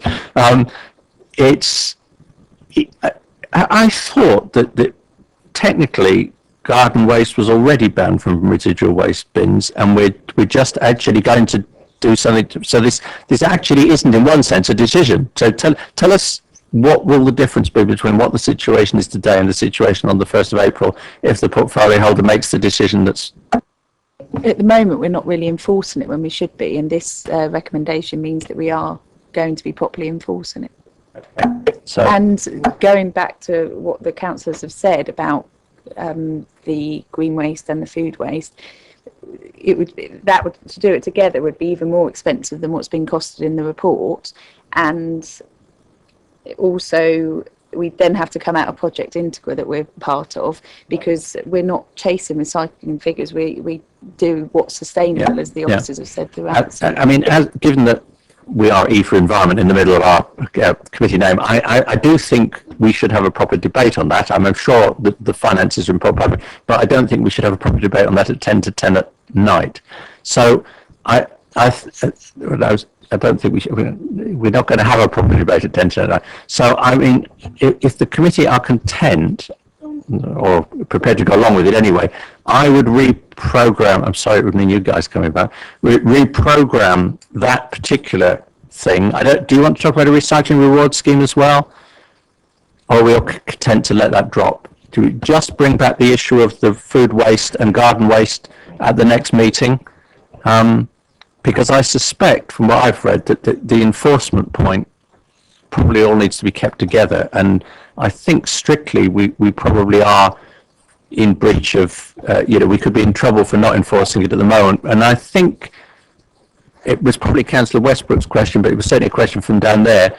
The answer was definitely that Veolia are not going to be looking for small amounts of garden waste. Now, we're not going to put out a notice that says small amounts are all right, but in practice, small amounts will not be detected. Was that is correct, isn't it? And officers are nodding. So, yeah, no, that's all right. It's I know you can do a little YouTube video.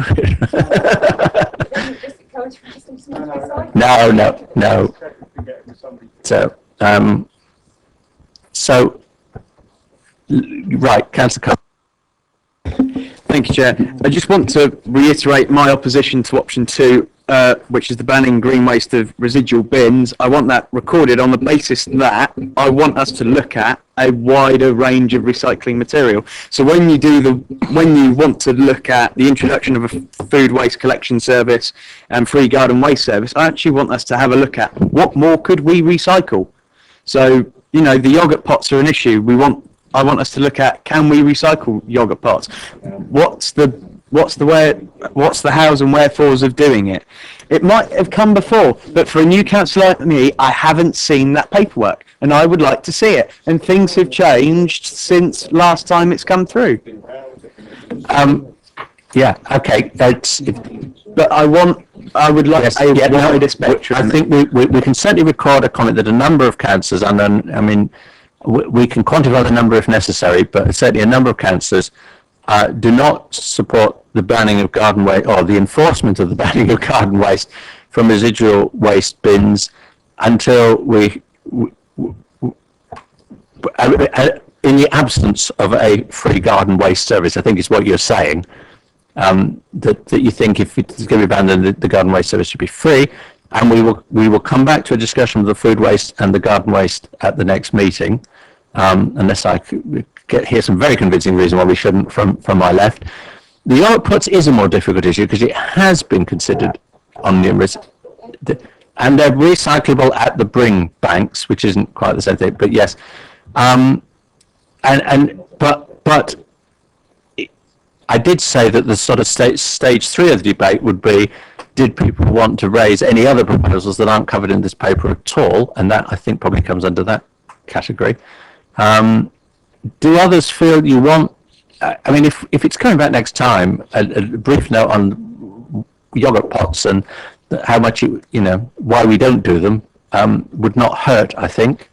Why we don't collect them the simple answer as to why we don't collect them on the doorstep is that everything has to go through the MRF, whatever that stands for, the recycling facility out on the Alton Road, and it's a Hampshire-wide agreement, and Hampshire are looking at extending what goes in, but actually you can only put in the things that it can cope with at the moment. But can I ask when you're proposing to bring this back to committee? What date?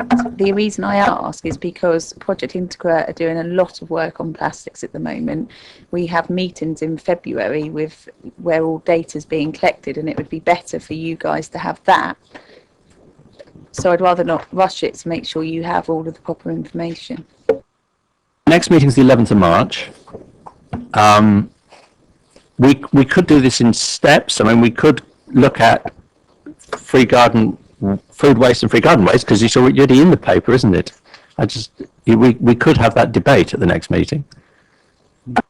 Then you could come back to us on what's happening about the widening of the range of, I mean, whenever there's a conclusion from Hampshire on what can be widened or why you can't widen it, we'd like to hear that anyway.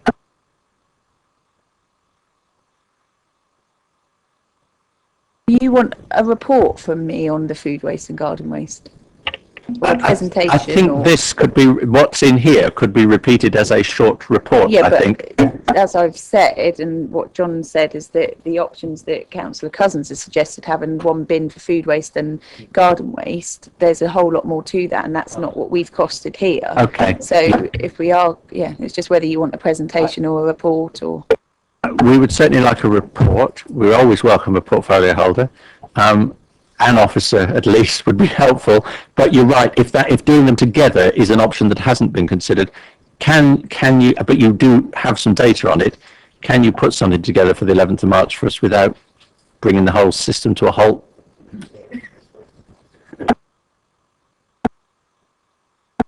We did, what you're not seeing is all of the work we've done behind this report, and we have done a lot of work. My colleague here, Sarah's done a lot of work. We've got a lot of documentation, and we could bring all of that here, but we probably need a week or so to go through it with you.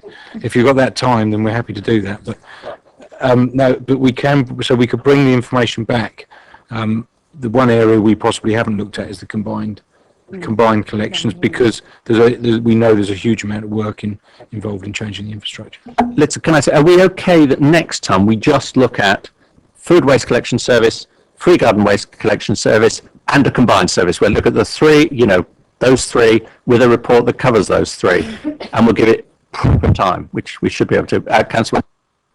Actually, it's just a little note which we don't seem to have mentioned from here, is that about the EU framework directive for 2020, which is looking to recycle 50%, and then you've got by 2030 70%. So I'm just thinking, going forward, you've got to be working towards something, even though it's not right, maybe not suitable now. We've got to be maybe looking ahead, but something that's going to be enforced at a later date, and then you've got to try and make catch up. That's just a point. That is all. Well, I think that the EU would allow us to include what goes to Wade Road and probably what goes to the energy recovery facility. So maybe all we have to do is persuade the British government to change the stats. But the figures from EU have been put on hold at the moment as well. And the provider holder shows me the figures from the EU have been put on hold. So listen, we are okay with supporting 1 to 4, except that a number of councillors wish to record their opposition to the enforcement of the banning of garden waste from residual waste bins unless there is a free garden waste collection service. Does that sum up where we are, guys? Thank you very much. Now, then, thank you, portfolio holder and officers, and we'll see at least 2 of you, I guess, again in March. I thought that was going to... Oh, sorry, Councillor Bierman. In my ear to it, you won't forget me, will you? But he was wrong. I am politely sitting here letting it all go on, so taking the last go. I just wish to actually endorse 1 to 4, just make that plain. I don't want the evening to go by without making it clear that I also endorse, or would anyway have said, that the introduction of food waste collection is definitely something that we should be looking at, because it has all sorts of potential. But we're going to do it. But I do need to correct one little suggestion. When I say correct it, I want to put a little more clarity on it, and that is the suggestion that the Chinham municipal waste burner is a good thing. It is perhaps in most respects slightly better than landfill, but modern landfill can actually extract methane and all sorts of things. The incinerator has the problem that in fact it doesn't burn waste efficiently. In other words, it does generate a small amount of electricity, but the best way of getting energy from waste is to use it for heat energy, which of course it doesn't. It was designed to be able to do that, but despite lots of housing being built around it, that has never happened. So let's make it plain that the incinerator is not at all efficient in doing what it claims to do, i.e. recover energy from waste. And I felt it was important just to make that absolutely clear, because it's not a wonderful panacea. It is true. I hope that was a vote of support for lots of housing near the incinerator, but I suspect when we come to the vote you'll change your mind. But anyway. No, I hadn't said that, and said it's... No, please.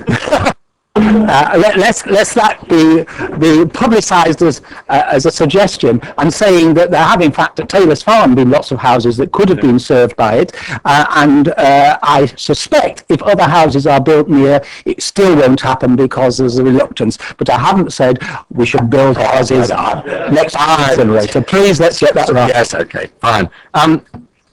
I hope we're on to the committee work plan, are we? No, we've got something else. No, we've got appointments to single issue. Thank you very much.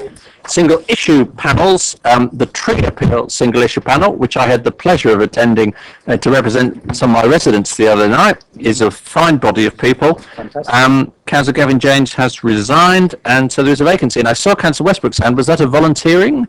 Yes, Vice Chair. I'd like now, I think it's. I think you're back to the record to actually know what you're talking about. Well, I'm not sure that's a good thing or not, actually. I did tell my colleagues that it's probably good if you don't know much about trees, but we won't have it. But we won't have it, no. So, yeah, I'd like to put my name forward if anybody else wants to do that. That's his professional expertise. We're happy to endorse that. Yes. Excellent. Good. Well done. Right. Work programme. Now, as usual, there are a number of changes to propose to this. So if you turn to the back page with the work programme,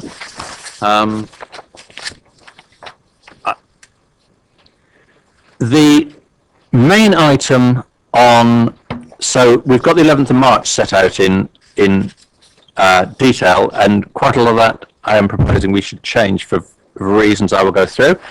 The main item that would be left is the local infrastructure funding motion. Then I suspect after that I'll just run through what's proposed and then we'll take cards. The second one will be what we've just carried forward on recycling. The troubled families update, we were asked to include it because it's been done every year, and so that's the right time of year to do it. And most of the rest will be deferred for reasons that I will explain. Well, youth service we agreed earlier would come in June because there will be a full comprehensive report on all the aspects of ours and Hampshire's and where the gaps might be now and what the gaps might be if Hampshire disappear. The COG3 on public transport, we had a very interesting scrutiny last night, and a number of proposals, improvements to the COG process have been already worked out by learning from the experience of COG1. And in particular, after the COG itself has gone through its process, it is now proposed that there should be at least one workshop where the people who participate in the COG get an opportunity of meeting with officers to see how they're developing what the COG said into actual proposals, and that following that, the proposals will then come to this committee or the other policy committee at a stage at which they're far less settled than the COG1 ones were when they came to here, so that we will have far more chance to influence what actually happens, the portfolio decides. So as part of that, we need to allow the COG3 time to do its workshop phase.